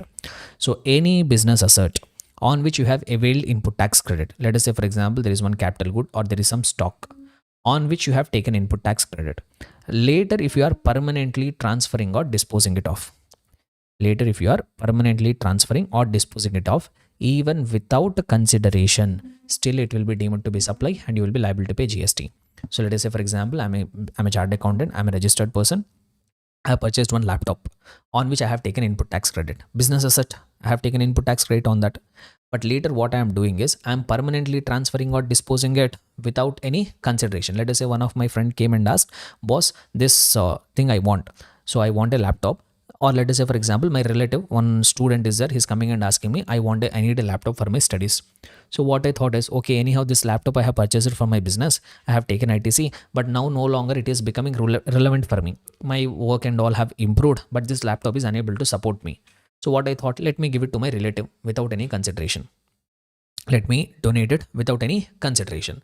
So even though there is no consideration, but still this activity will be deemed as supply. So this is what para number 1 of schedule 1 says, permanent transfer or disposal of a business asset on which you have availed the input tax credit. So in order to qualify as supply, there are few conditions here. Number 1, the transfer of that business asset should be permanent. It should not be a temporary transfer. The transfer should be permanent. Number 2, that permanent transfer or disposal of a business asset should be such a business asset on which you have availed input tax credit. So which means if there is a business asset on which I have not taken ITC, or if there is a business asset on which ITC is blocked, that's why I did not take. So there could be a circumstances where you could have purchased a business asset on which you would not have availed ITC, or ITC is blocked.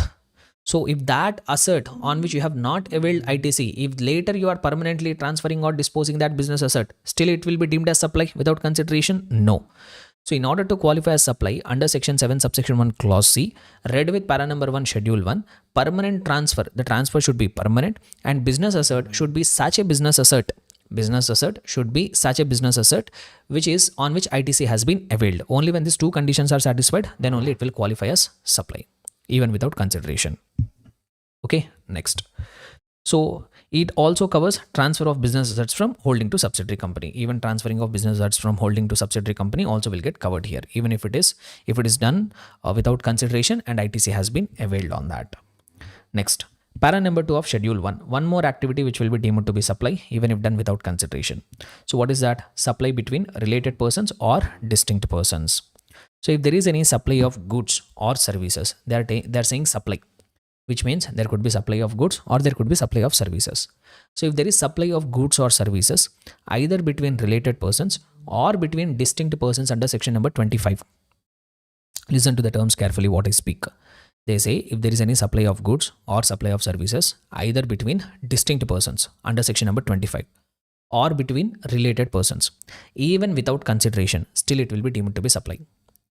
But in order to understand this in a better manner, first we need to know who are related persons. What do you mean by distinct persons under section number 25? So first I will talk about, sir, who will fall under related persons. Number 1, such persons are officers or directors of one another's business. If there are persons who are officers or directors of one another's business, they will be deemed to be related. Even under this clause, they have told that directors of the company are also considered to be related. Directors and the company are deemed to be related. There is a circular which says that directors of the company and the company in which they are directors are related. Next one. Such persons are legally recognized partners. If they are partners, if they are legally recognized partners in a partnership firm, not business partner, they are legally recognized partners. That means if they are partners in a partnership firm, then also they will be deemed to be related. If they are employee and employer, always related. A third person controls or owns or holds directly or indirectly greater than or equal to 25% of the voting shares or stock of both of them. So let us say there is a Limited, there is a B Limited. a third person, let us say some third person is there who is holding greater than or equal to 25% of shares in A Limited also, who is holding greater than or equal to 25% of voting stock or shares in B Limited also, then A Limited and B Limited will be considered to be related. So if a third person is holding greater than or equal to, whether directly or indirectly holding greater than or equal to 25% of the either voting stock or shares of two entities, that two entities will be deemed to be related. Next, control, we have 3 points. So one of them controls the other, or a third party controls both of them, or both of them collectively control a third party, then also they will be deemed to be related. So regarding control, 3 points we have: one of them controls the other, third person controls both of them, or they both together control a third party, and also they are members of the same family. Members of the same family also will be considered to be related. But now a question come here: what do you mean by family? What do you mean by family? They did not give you the freedom to decide who is your family, who is not your family. They have already defined it. Only these people will be considered as your family members. So who will be considered as members of same family? Number one, spouse and children of the person. If I'm a person, my spouse and my children, we will be deemed to be related. Whether they are dependent on me, not dependent on me, doesn't matter. Spouse and children, always related. Then parents, grandparents, brothers, sisters of the person, if they are wholly or mainly dependent on the said person. Extra 4 relationships they have added: parents, grandparents, brothers, sisters. Only when they are wholly or mainly dependent on me, then only they will be considered to be related. So spouse and children, whether or not they are dependent on me, always related. And parents, grandparents, brothers and sisters, only when they are wholly or mainly dependent on me, then only I will consider them as related. Okay, right. Or one of them is a sole agent, sole distributor, sole concessionaire of the other. So these are all the people who will be considered as related. And between these related persons, if any supply of goods or supply of services is happening, even without consideration, it will be deemed to be supply. On that GST will be payable. Sir, how I will pay the GST, sir? If there is no consideration, then on what value I will pay GST? That we will see it in the valuation rules. How to calculate the amount, you have to keep it aside. Just you have to decide here whether an activity will be supply or not. So if you are deeming it as supply, how you will calculate the amount of GST, on what value you will pay the GST, that we will see it anyhow in our subsequent discussion. In the value of supply chapter, we are going to talk about it. Next. Okay, so related persons, who are they? We have seen. Now, who are distinct persons? Who are distinct persons? Let us try to understand who are the distinct persons also. This is very important. Throughout this GST, if I have to put it in simple terms, throughout the GST, we are going to use this phrase distinct persons under section number 25. So it is very, very important for us to have a very good clarity about who are these distinct persons. Right. So I will give you one scenario here. Let us say there is a person who is having the place of business in Karnataka. There is a person who is doing the business in Karnataka. Let us say he is having a business in Bangalore. He is doing either single business or multiple businesses. Let us say he is having a place of business in Bangalore. He is also doing some business in Mysore. So he is having 2 places of business within the same state. So if a business person is having more than 1 place of business within one state, is there any mandatory requirement to get separate registration for each of the units? Is there any mandatory requirement to get separate registration for both of the units? Not required. GST Act will permit you to operate multiple places of businesses within the same state or union territory under single registration you can do. Under single registration you can operate. When you are having multiple places of businesses within the same state, I am saying, if you are having place of business in multiple states, in each state you have to get yourself registered. Let us say you are having a place of business in Karnataka, you are having a place of business in Tamil Nadu also. Then definitely you have to obtain registration with the Tamil Nadu government, you have to obtain registration with the Karnataka government also. If you are having multiple places of business in multiple states, at every place, at every state wherever you are having place of business, you are required to get separate registration with that respective state government. Now I am not talking about it. I am talking about a case where a person is operating in one state only, but within the same state is having multiple places of business. Can he operate them under single registration? Yes. If you want, you can operate them under single registration. Whether that could be same business, different line of business, doesn't matter. But in case, if you voluntarily go and say, sir, I'm having multiple places of businesses within the same state only, but for each place of business, I want separate registration. I want separate registration.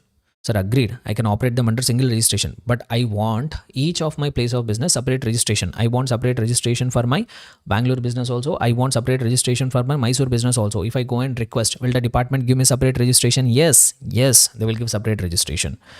So in that case, let us say you have taken separate registration. You have taken separate registration. For your Bangalore location, separate registration you have taken. For your Mysore registration also, you have taken separate registration. So since you have taken two separate registrations, you both will be treated as distinct persons. Sir, both are my businesses only. They are under same PAN only, sir. I will give the same PAN to get the registration. Under same PAN, I have obtained multiple registrations, sir. These are both belonging to my place only. Both are belonging to me only. Both are my units only. Still they will be deemed as distinct person. And if any supply of goods or services is happening between these distinct persons, even without consideration, like stock transfers and all, if they are happening, generally stock transfers will not happen without any consideration, still it will be deemed to be supply. Still it will be deemed to be supply. So this is what distinct persons. So simply if I have to put it, if there are more than one registrations under same PAN, if there are more than one registration under same PAN, whether within the same state or in different state. So let us say you are having a registered place of business in Tamil Nadu, you are having a registered place of business in Karnataka. So you are registered in multiple states under same PAN. So if you are making any supply of goods or services between these persons without any registration, still it will be, without any consideration, still it will be deemed to be supply. Or even within the same state also, if you are getting multiple registrations, then also there are multiple registrations under same PAN number, they will be treated as distinct persons, and any supply of the goods or services between the distinct persons, even without consideration, also will be deemed to be supply. Okay, next. There is one more case here. There is something called establishments of distinct persons. There will be something called establishments of distinct person. Sir, what is establishments of distinct person? Let us say I'm a business person in Karnataka, in Bangalore, I have electronics store. In Bangalore, I have electronics store. Now, in Tamil Nadu, I run a petrol pump. In Tamil Nadu, I am running a petrol pump, where in that petrol pump, I will sell only diesel and petrol. So just now, as I have told, it is a non-taxable supply. Diesel and petrol is a non-taxable supply. So I am registered with Karnataka government because I am running an electronic store there. In Tamil Nadu, I am running a petrol pump, or I am running a bar. In a bar where I will sell alcoholic liquor for human consumption, or a petrol pump where I am selling petrol and diesel. So this is a non-taxable supply. Will I take any registration? No, I will not take any registration, because in Tamil Nadu, I am running a petrol pump. I am not making any taxable supply. So I will not take any registration in the Tamil Nadu state. So now you are having a registered place of business in one state. You are having another establishment in another state, unregistered. Even these two also will be treated as establishments of distinct persons.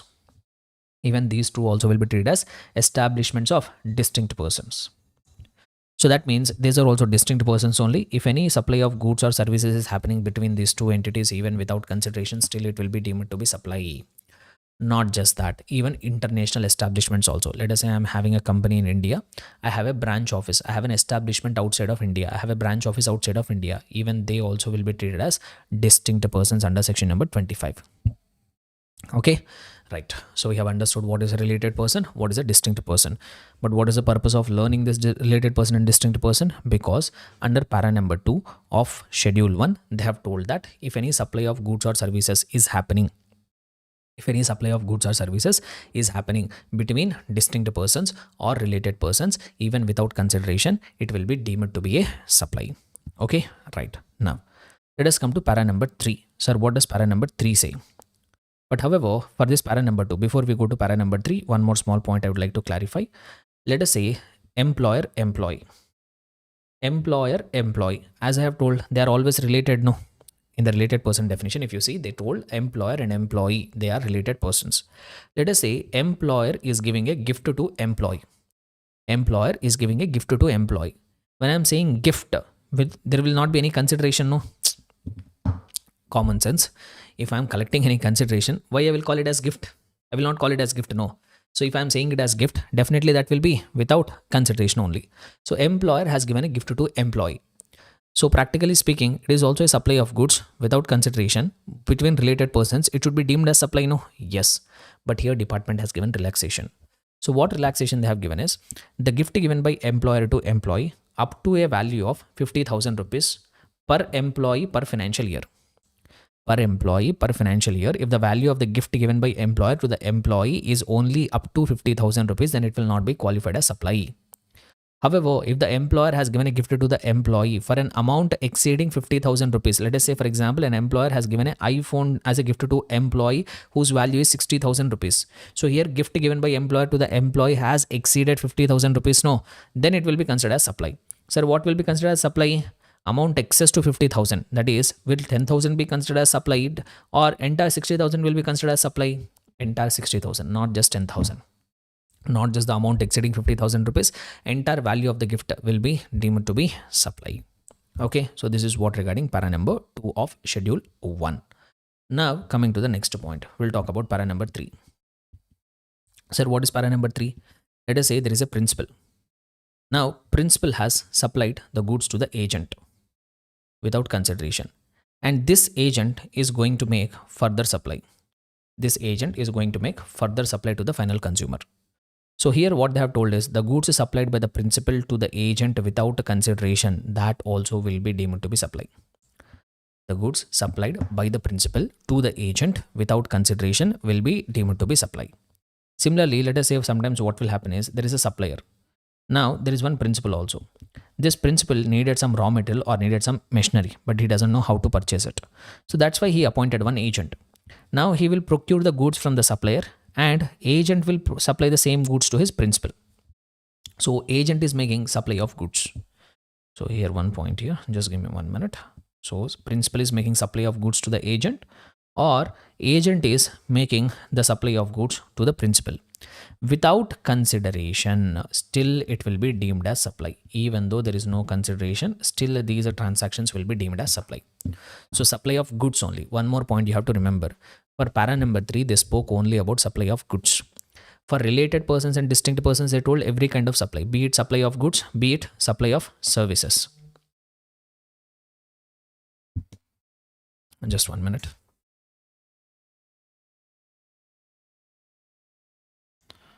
Just 1 minute.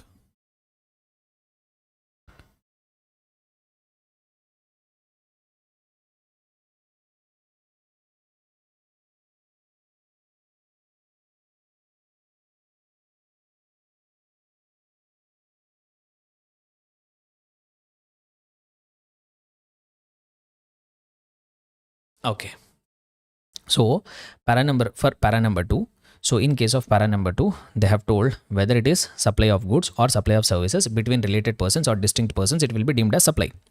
Whereas in case of para number 3, that is between principal and agent, only they are talking about supply of goods. Supply of goods by principal to the agent or supply of goods by agent to the principal.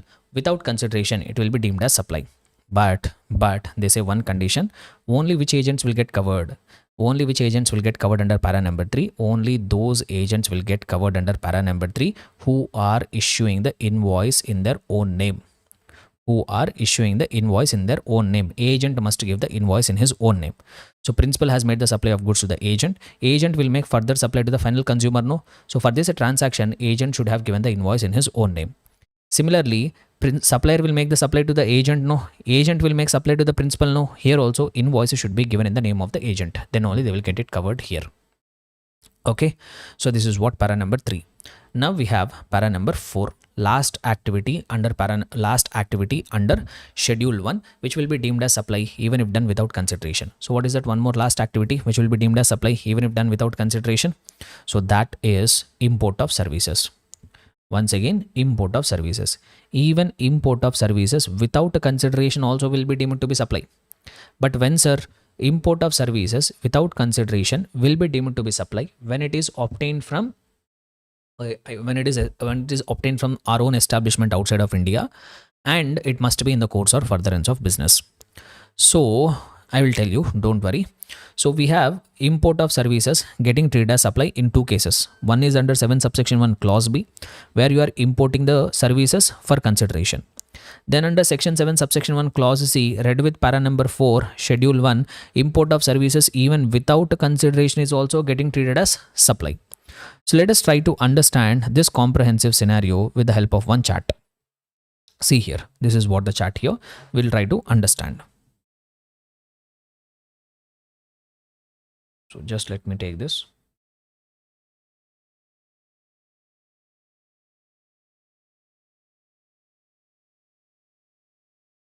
Right, see here. So in case of import of services, if at all they are asking a question regarding import of services, how you are supposed to answer, whether it is falling under supply or not, how you will answer. How we will answer is, in case if it is import of services, first we have to check, is it for consideration or without consideration? If it is consideration, if there is a consideration, if you are importing the services and there is a clear consideration for that, it will always be treated as supply under section 7 subsection 1 clause B. Will always be treated as supply under section 7 subsection 1 clause B. If you are importing the services for consideration, always a supply under section 7 subsection 1 clause B. Next, sir, if you are importing the services without consideration, there is no consideration, you have imported, but still there is a chance of getting treated as supply. When, sir? So if it is without consideration, you have to ask a question, is it from related person or your own establishment outside of India? Are you importing that services from your related person or your own establishment outside of India? If the answer is no, no sir, I am importing the services from a third party who is not my related person, who is not my own establishment outside of India, don't check anything, it is not at all a supply. On the other hand, if the answer is yes, yes sir, I am importing the services for which there is no consideration, it is also from related person, or it is from my own establishment outside of India, then you have to ask one more question. Is it in the course or furtherance of the business? If the answer is no, no sir, I am importing the services without consideration from my related person or own establishment outside of India, but it is not in the course or furtherance of my business, sir, not treated as supply. On the other hand, if it is in the course or furtherance of the business, it will be a supply under section 7 subsection 1 clause C, read with para number 4 schedule 1. Read with para number 4 schedule 1. So this is what one comprehensive chart in which it is talking about import of services.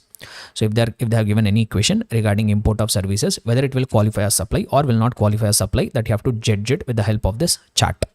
So how to judge it? First you check whether it is with consideration. If consideration, always supply. If not consideration, two questions you have to ask. Is it from related person or our own establishment outside of India?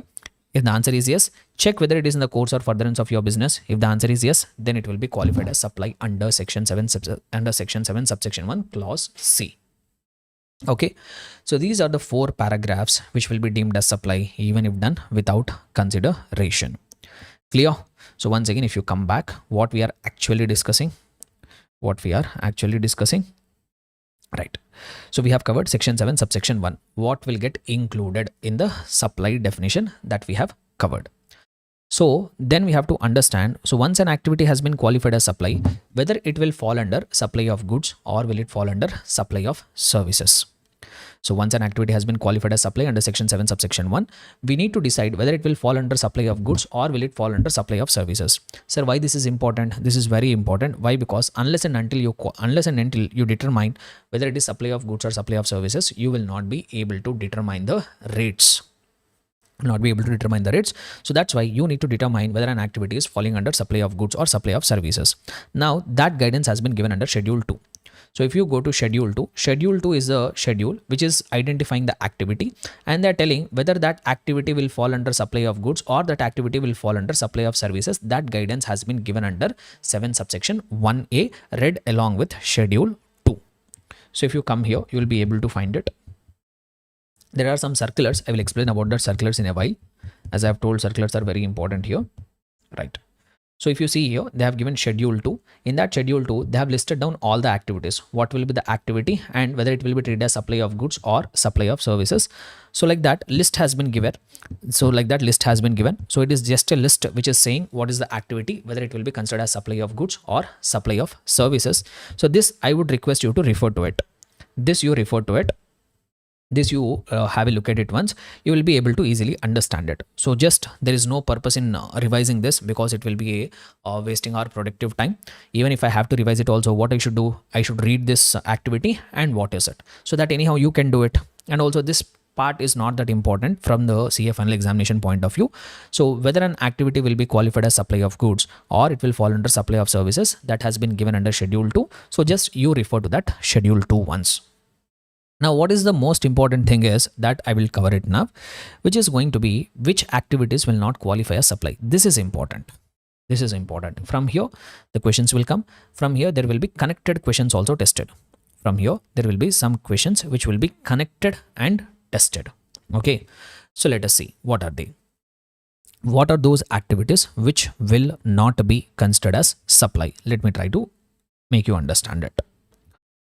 So for this, we have to go to Schedule 3. Once again, if you come to the material,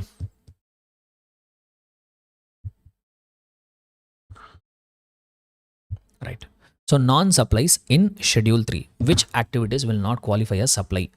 So there are various places where they have given activities which will not qualify as supply.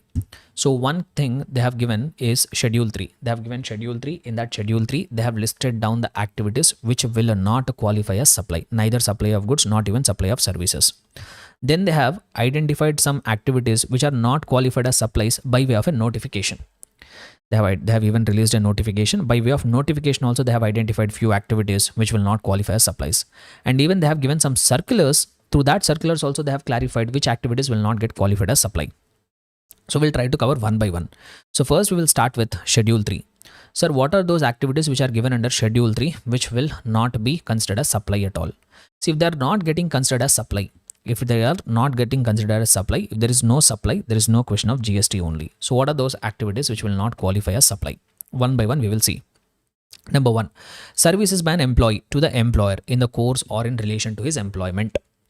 See, you find, let us say for example, you qualified your CA final examination, you got a job with some company, you go there, you get appointed as an employee and you provide the services to the employer. In return, employer will pay you salary every month.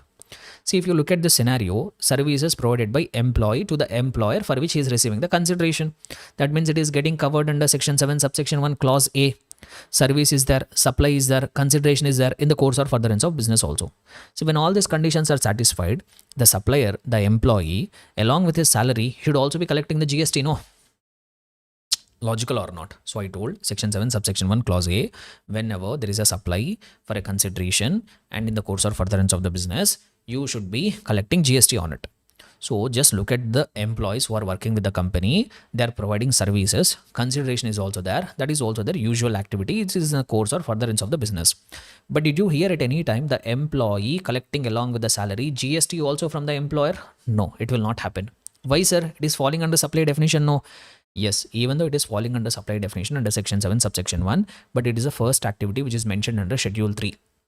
So Schedule 3 says that this activity is neither supply of goods, not even supply of services. They want to keep this out of the GST purview.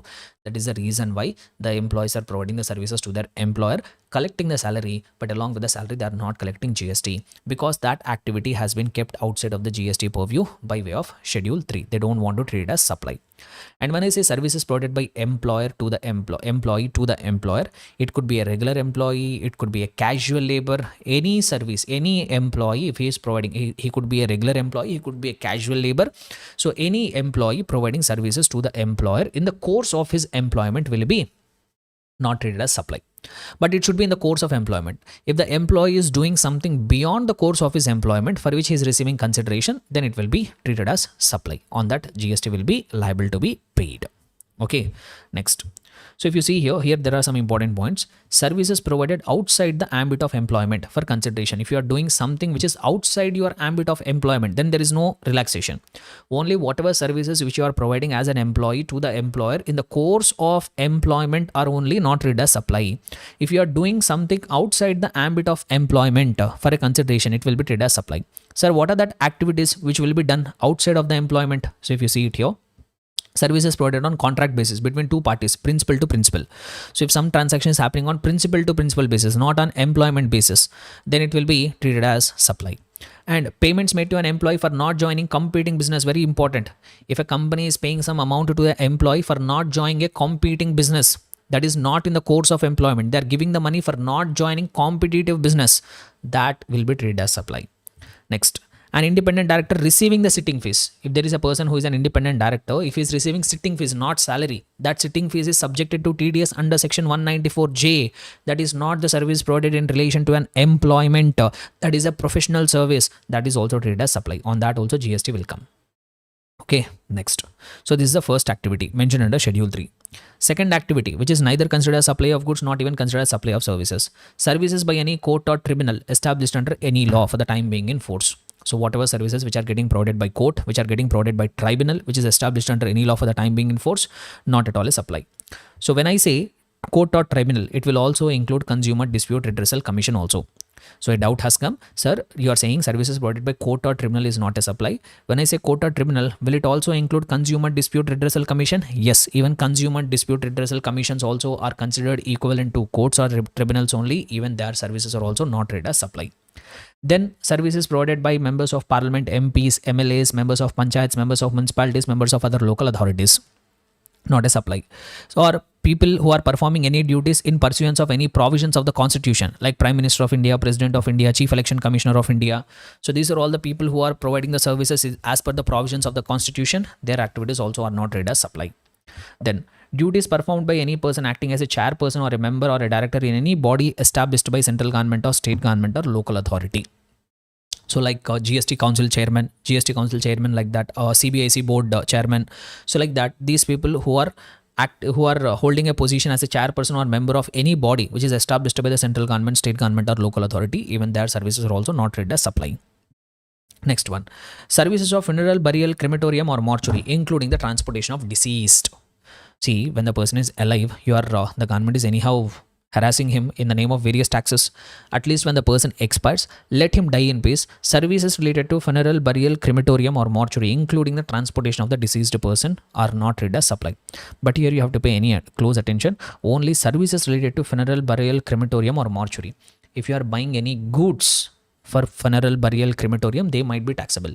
The not supply related things are covering only services in relation to funeral, burial, crematorium or mortuary. Only services are covering it here. Then sale of land and sale of building. So here is one important point which you have to remember. Sale of land and sale of building. Listen carefully. Right. See, sale of land. If someone is selling the land, there is a piece of land. That land is getting sold. Sir, land is an immobile property. No, land will not fall under goods definition. No, if it is not falling under goods, there is no supply only. Why once again it is mentioned under schedule 3? You are mistaken. Okay, land is not falling under goods, but land could fall under services. No. Why? Because how we have defined the term services, anything other than goods, money and securities will be falling under services definition. So land is an immobile property. Land might not be goods, but something other than goods will fall under services. Land might be services. So if there is a person who is owning the land, that seller is selling a piece of land to the buyer. Now they told that this activity we don't want to qualify it as supply. This activity we will not treat it as supply. Why, sir? See, when it is sale of land and all, anyhow there will be stamp duty, registration charges. So all that anyhow will be imposed. So that's why government wants to keep this out of the GST purview. So sale of land will be outside of the GST purview. It is not at all a supply. Sir, now what about sale of building, sir? What about sale of building? When I say sale of building, it could be individual building. It could be a flat in an apartment. So like that, what about sale of building, sir? So when it comes to sale of building, it is also exempted, but there is, in some cases, it will be taxable also. So in case of sale of building, if the building is getting sold or if a flat in an apartment is getting sold, sir, whether it will be a supply or it will not be a supply, that depends actually. How to determine is, first you have to determine one cutoff date. There is something called cutoff date you have to determine. Listen carefully, the same system you follow. So you have to determine cutoff date. Sir, what is this cutoff date? How to calculate this? Cutoff date is date of issuance of completion certificate. Date of issuance of completion certificate by competent authority, or date of first occupation. Date of completion certificate or date of first occupation, whichever is earlier, that date you have to determine. That date I call it as cutoff date. Let us say completion certificate was issued on 15th of October, whereas date of first occupation is 20th of October, whichever is earlier. So which one is earlier? 15th of October is earlier. So you determine that cutoff date. Sir, how to determine cutoff date? Date of issuance of completion certificate or date of first occupation, whichever is earlier. So in my example, which one is earlier? 15th of October is earlier. So this will be the cutoff date. Now you have to check when the consideration is getting received. If the entire 100% of the consideration is getting received after this cutoff date, it is not at all a supply. Neither supply of goods, not even supply of services. It is outside of the GST purview. But even if part of the consideration is received prior to this cutoff date, let us say a flat in an apartment is getting sold for 2 CR. If entire 2 crores is received after this cutoff date only, it is not a supply, no GST at all. But however, let us say 10% advance was given even prior to it. Let us say 20 lakh rupees of advance was given before cutoff date. The remaining 1.8 CR was given after the cutoff date. Now it will not be falling under Schedule 3. It will be treated as supply of construction service. It will be treated as supply of construction service, and entire value, entire 2 crores will be considered as supply of services. On that, GST also will be imposed. Clear? So even if 1 rupee of the consideration is received before the cutoff date, entire value will be considered as supply of construction services, on which the GST has to be collected by that builder. Understood? So this is what regarding sale of building. So when it comes to sale of land, no conditions attached. Sale of land, whether normal land, developed land, even sale of developed land is also falling under Schedule 3 only. So, but when it comes to sale of building, you need to follow this system. You need to determine cutoff date. You need to check when the consideration has been received. If the entire 100% of the consideration is received after the cutoff date, it is not a supply. Even if part of the consideration is received before the cutoff date, entire value will be considered as supply of construction services, and applicable rate of GST will become applicable. Understood? So this you have to remember, important. Then let us come back here. Few more activities. Actionable claims. Even actionable claims are also kept outside of the GST purview, other than specified actionable claims. They have specified certain actionable claims. Only that supply of specified actionable claims only are considered as supply. Other than specified actionable claims, whatever other actionable claims are there, they are not treated as supply. Which means these specified actionable claims are only treated as supply. What are that specified actionable claims? Betting, casinos, gambling, horse racing, lottery, online money gaming. So these are the only specified actionable claims. They will only be treated as supply. All other remaining actionable claims, if they are getting supplied, they will be not treated as supply. If they are not treated as supply, there is no question of imposing the GST only. Okay, so that's what they say here, actionable claims, other than specified actionable claims, which means only these specified actionable claims are treated as supply. Apart from that, if any other actionable claims are getting supplied, they are not treated as supply, and there is no GST on that. Then thereafter, merchant trading. So supply of goods from a place in non-taxable territory to another place in the non-taxable territory. So you are supplying the goods from a place in non-taxable territory to another place who is in non-taxable territory. It is outside of the GST purview. Let us say, for example, you are a person in China here. You are supplying the goods from a non-taxable territory. So from US, you are buying some goods. From US, you are sending some goods to China. Or from China, you are sending some goods to US. So this is what we call it as merchant trading. These transactions are not at all treated as supply. There will be no GST on that. So that's what they say, supply of goods from a place in a non-taxable territory. From a place which is in non-taxable territory, if you are supplying to another place in the non-taxable territory without such goods entering into India, those goods are not entering India. Those goods are not entering India. From a place outside of India to another place outside of India without entering into India, that is also not a supply. Next, inbound sales. Sir, what is inbound sales? Like in customs, we say whenever you have imported the goods, either you can keep that goods in the warehouse or you can clear for home consumption. So let us say you are importing the goods and that imported goods are kept in the customs warehouse. When the goods are lying in the customs warehouse, you can sell that goods. That we call it as inbound sales. So say supply of warehoused goods to any person before clearance for home consumption, that is not treated as supply. Why? Because that will get on that IGST will be paid under Customs Act. So that's why they don't want GST under the GST Act. So supply of warehoused goods, you have imported the goods, those goods are lying in the customs warehouse. When the goods are still lying in the customs warehouse, you supplied it. You supplied the goods when they are still lying in the warehouse. That we call it as inbound sales. So that supply of warehoused goods will neither be considered as supply of goods, not even considered as supply of services. Similarly, supply of goods warehoused in SEZ or in a free trade warehousing zone to any person before clearance for exports or to DTA. Even in the SEZs also, even in the free trade zones also, there will be warehouse. When the goods are lying in the free trade zone, when the goods are lying in the SEZ warehouse, before they are cleared for exports, before they are cleared for domestic tariff area, when the goods are still lying in the warehouse of that SEZ, when the goods are still lying in the warehouse of that free trade warehousing zone, when the goods are lying in that warehouse and you've made a supply, even that supply is also not treated as even that activity is also not treated as supply. Next, high sea sales. Sir, beyond 12 nautical miles. Beyond 12 nautical miles or beyond 200 nautical miles. So if the goods are getting supplied, when the goods have not yet entered India, see this is what is this high sea waters and all, we will talk about it in the customs. Customs we are going to have elaborated discussion. So there is something called high sea sales. That means when the goods have not yet entered into India, if the sale is happening, if the sale is happening. You are importing. The goods did not reach India. The goods did not enter India yet. They did not enter the territorial waters yet. So still you can sell. So when the goods are still lying in the high seas, at that point of time only, if you are supplying, at that point of time only, if you made a supply, even that also we will not treat it as supply. High sea sales, supply of goods by consignee to any person by endorsement of document of title after the goods have been dispatched from the port of origin located outside of India, but before clearance for home consumption. That means when the goods are still lying in the high seas, if I made supply, that will be neither considered as supply of goods, not even considered as supply of services. Okay, next. Then we have two activities, para number 9 and para number 10. Important. These are recent amendments. Let us try to understand it. These are some recent amendments. We'll try to understand this. So insurance sector related non-supplies. See, there will be something called co-insurance. There will be something called co-insurance arrangements. Let us say there is one person who needs insurance, who needs a stock insurance. He need 10,000 crores worth of stock insurance policy. Now he approached insurance company A and he asked, sir, I want you to sell me insurance policy in which you are required to insure my stock amounting to 10,000 CR.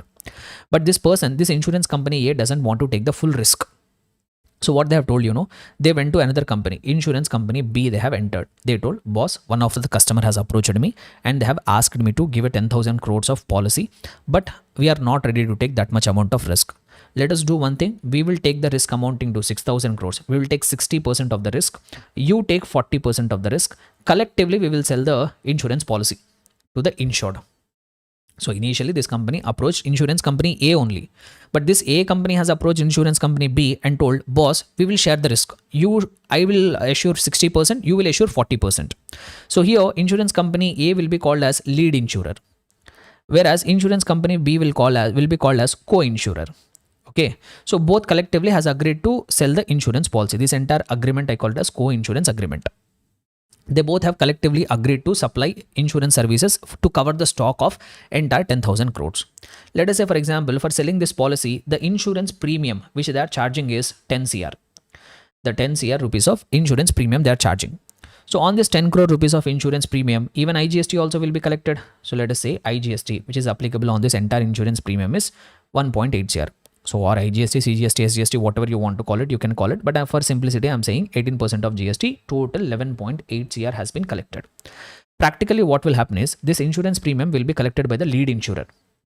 Lead insurer will collect this total 11.8 crores.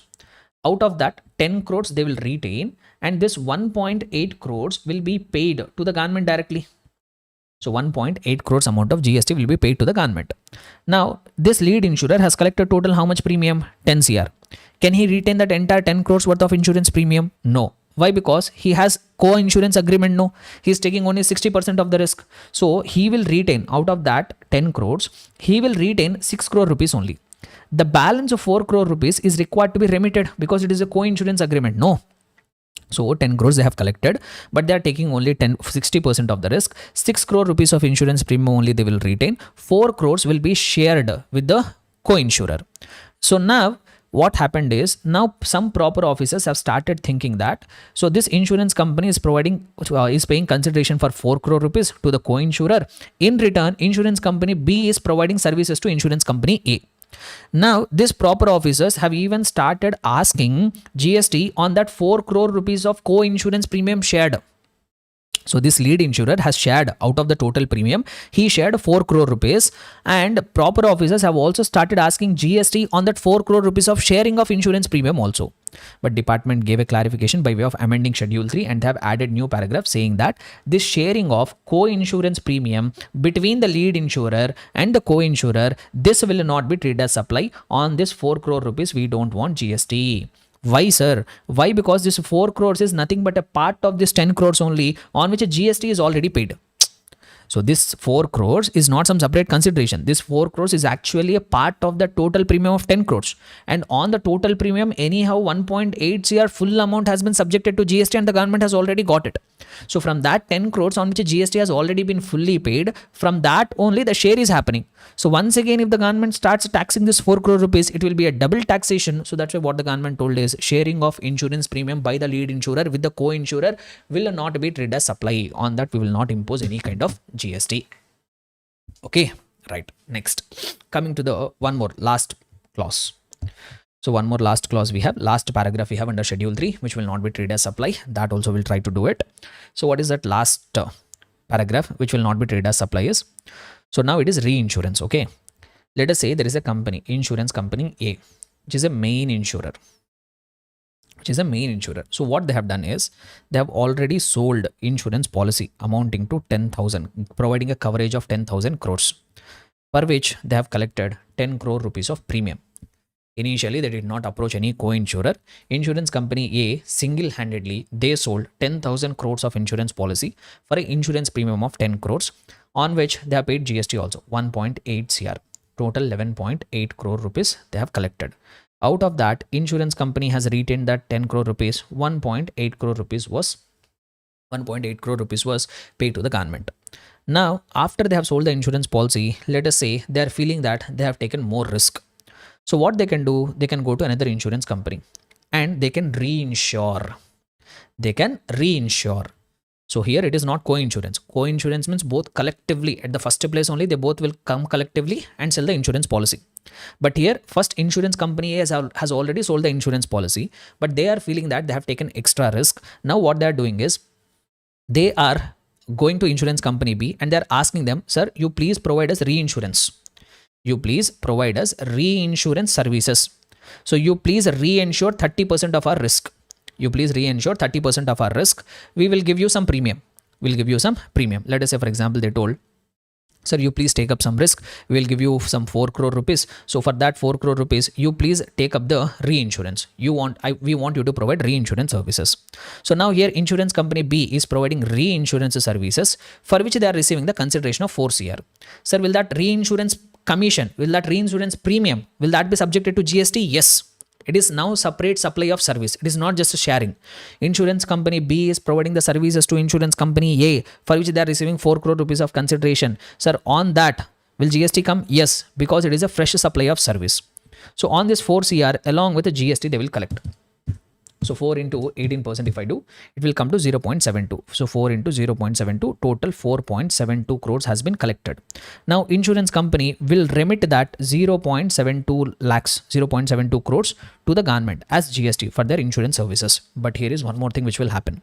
Now, since insurance company A gave business to insurance company B, no. Initially, it was whose client? Insurance company A's client. Now they are going and giving the reinsurance business to insurance company B or not, for which insurance company A will get ceding commission. They will get something called ceding commission. Sir, we gave the business to you, no, we want ceding commission. And this ceding commission will be generally a percentage of that reinsurance premium. Sir, you are providing service, okay, but we gave you the business, no. For that, we want ceding commission. Let us say ceding commission is 10% of the insurance premium, reinsurance premium. That means 40 lakh rupees of ceding commission they will get.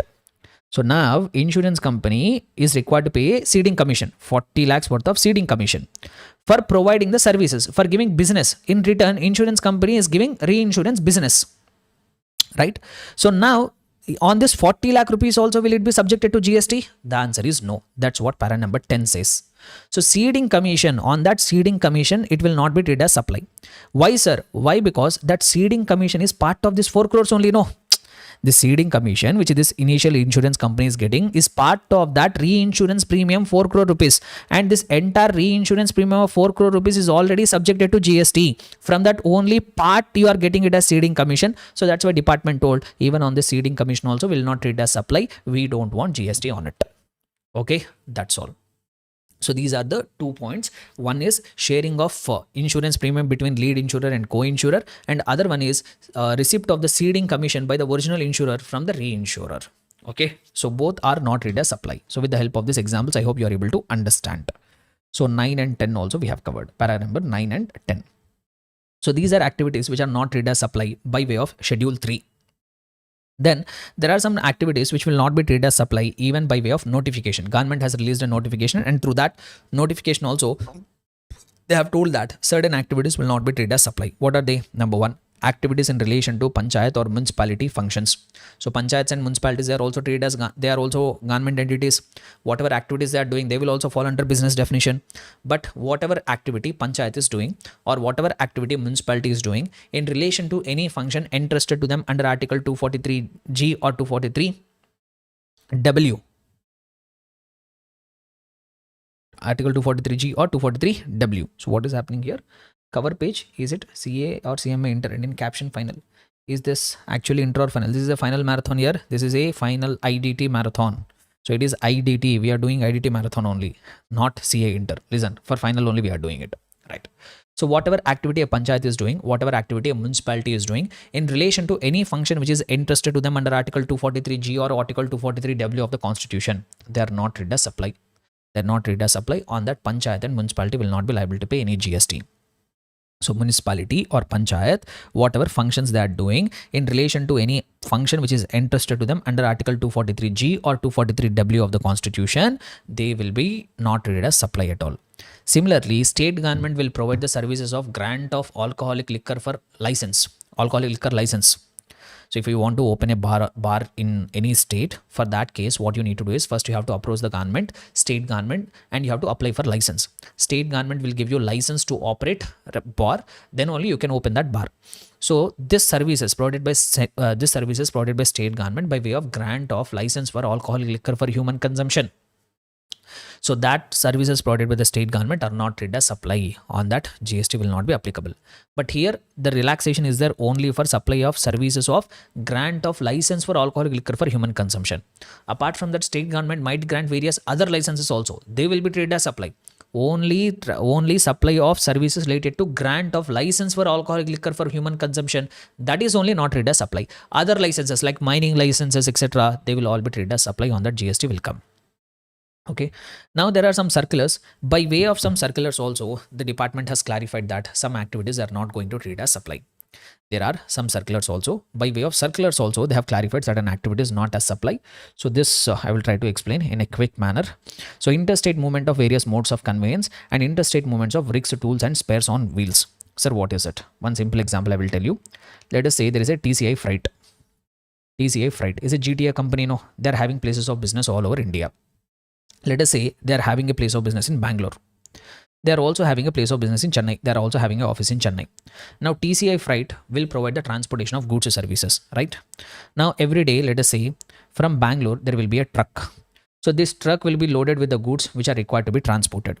And this truck will go to Chennai office of TCI Freight. There the goods will be unloaded. There the delivery will happen. Okay.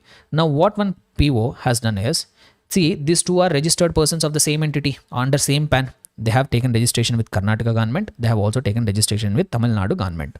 Both are under same PAN.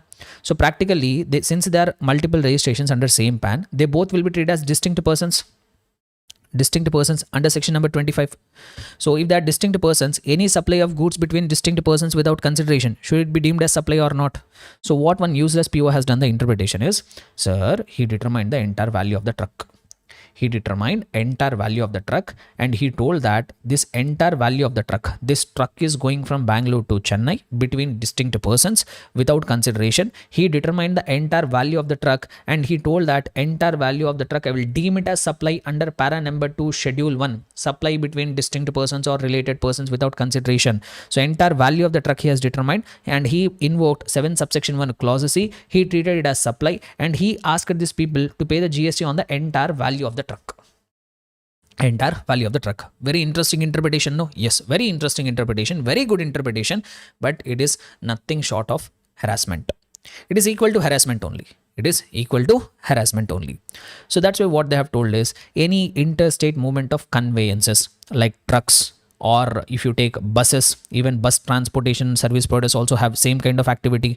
Every day a bus will start from their office in Bangalore, that will go to Chennai where passengers will be loaded. Here also what he can do, he can determine the value of the bus and he can say bus has been supplied and ask them to pay the GST.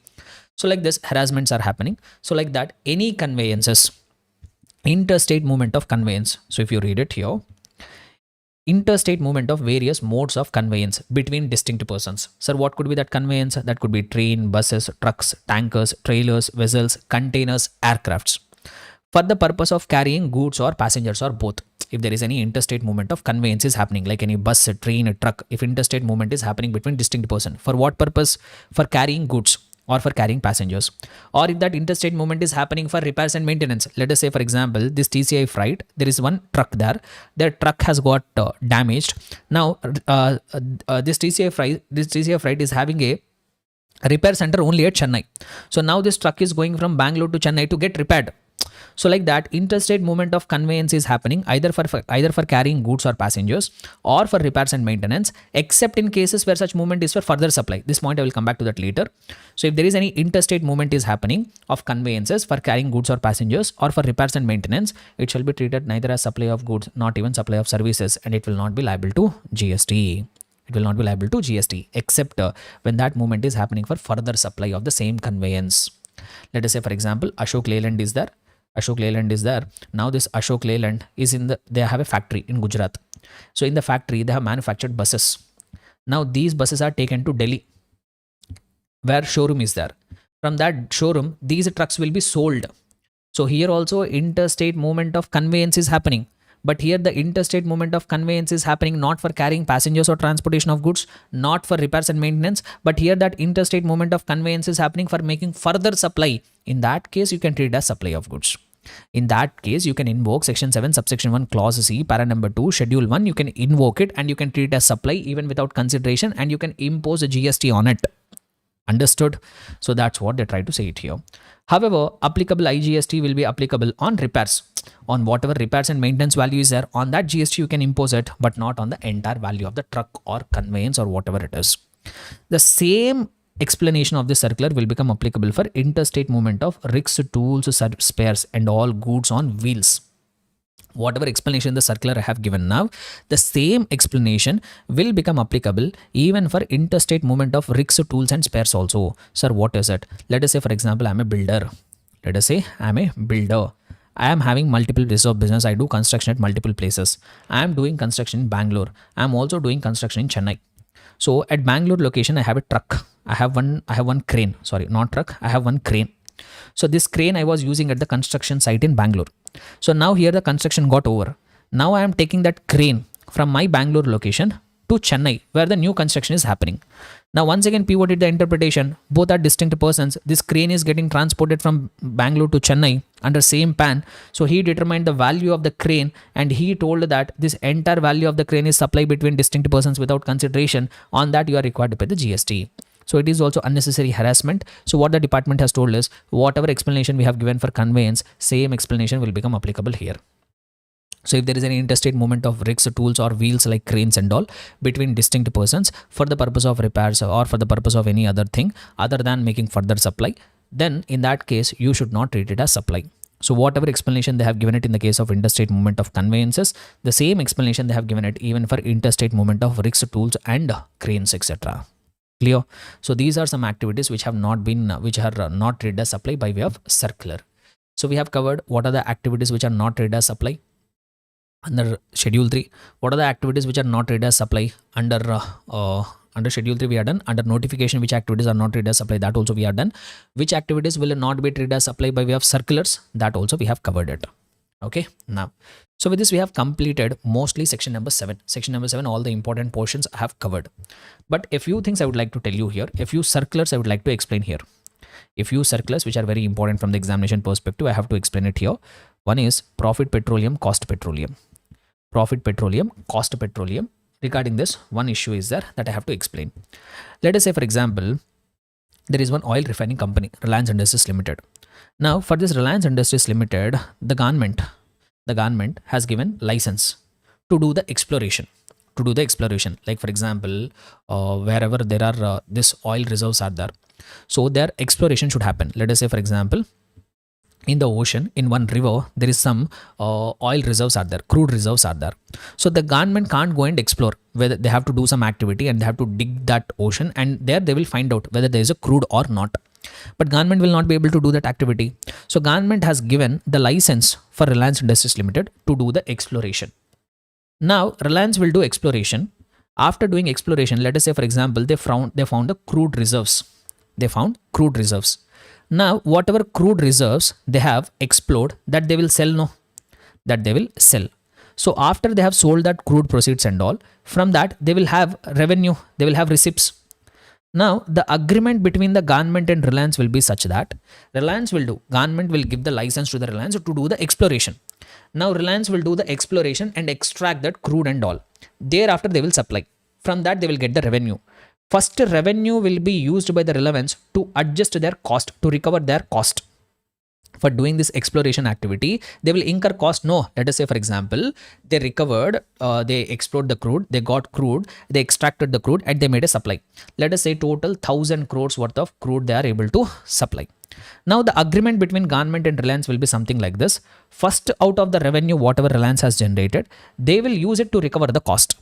Let us say for exploring this entire activity, they have incurred 400 crores of cost. Now out of total revenue, whatever they have generated, first they will try to recover the cost. This we call it as cost petroleum. This we call it as cost petroleum.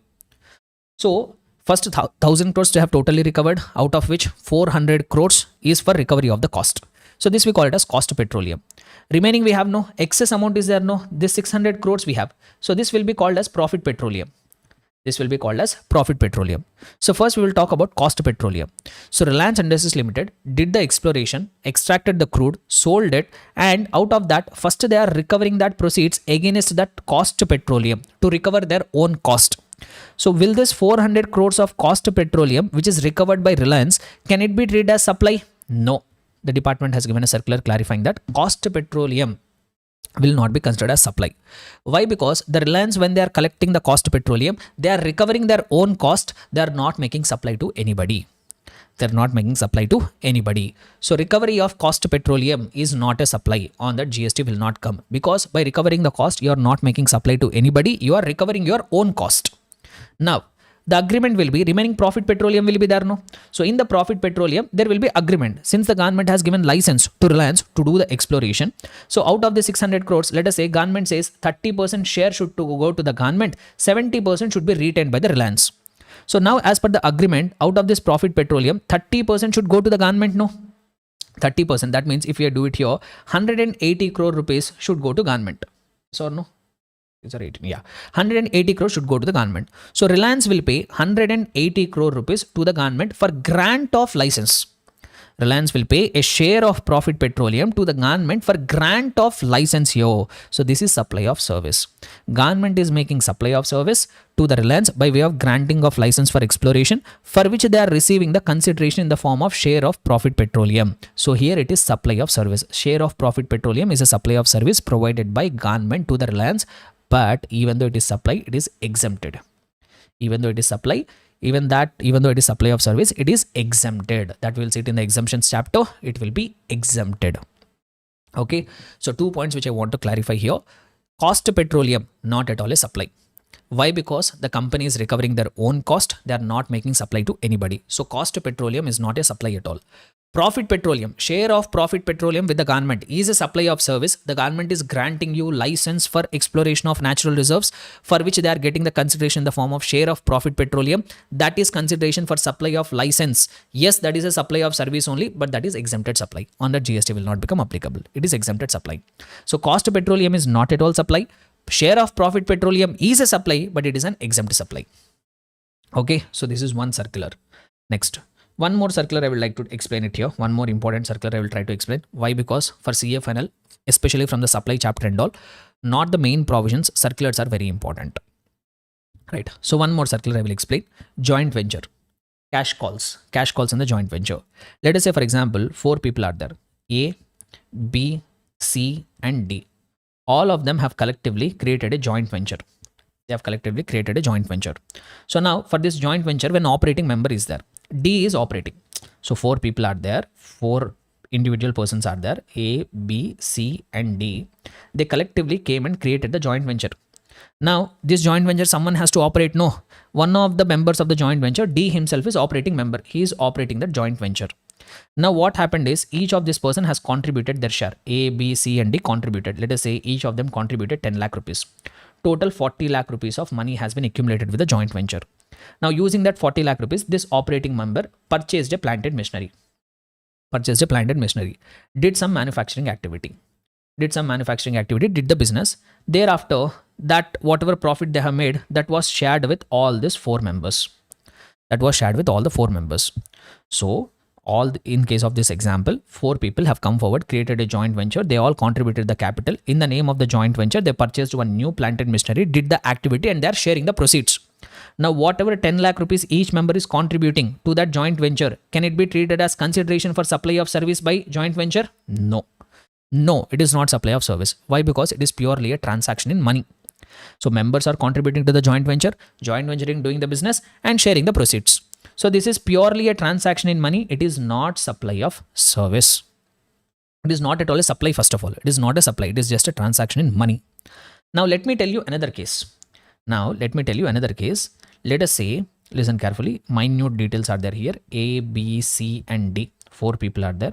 They collectively created a joint venture. For this joint venture, operating member is one of the joint venture member. D is operating this joint venture. Now, what is happening is these people are creating a joint venture. Now, in this joint venture, D is using his own machinery. D is already having his own machinery.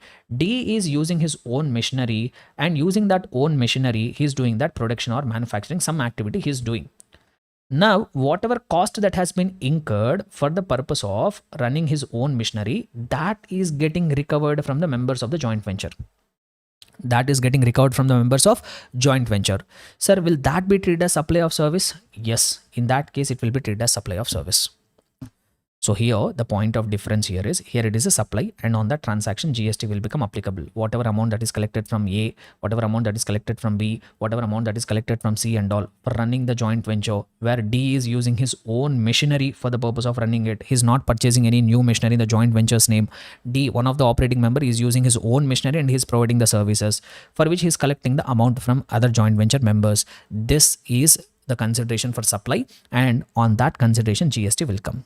Okay, so this is one more important point. More we have understood in a detailed manner with the even more elaborated examples in our regular batch, but this is the gist of that circular.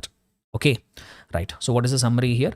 One simple logic you have to remember: when members of the joint venture are contributing the money, in the name of the joint venture, another new machinery has been brought that is getting used for operations, and thereafter the shares, thereafter the revenue sharings are getting, thereafter the revenue shares are happening. That is not supply. That is purely a transaction in money. On the other hand, members of the joint venture have come forward. There is one operating member, but this operating member is not making any purchase of new machinery. This operating member is having his own machinery. He is using it. Thereafter, he is recovering the money from other joint venture members. That will be the supply of service, and on that GST will become applicable. Clear? Right. So like these two important circulars are there. So that also we have covered it. So now I will try to wind up this supply chapter by explaining one more section. Section 8 also will try to cover. Section 8, which is talking about composite supply and mixed supply. Quickly, we will try to do it. So on this, direct questions will not be there, but it will have linkages. On that, direct questions will not be there, but there will be linkages. Sir, what is a composite supply, sir?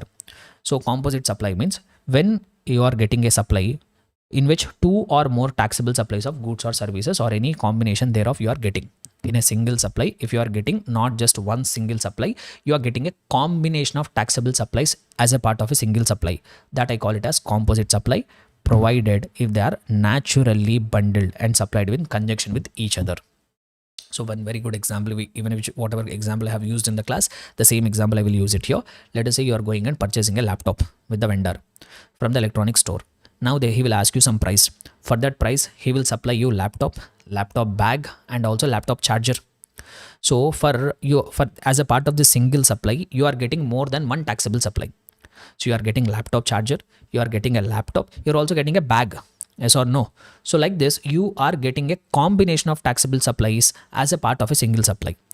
So now this combination, whatever you are getting as a single supply, you are getting a combination.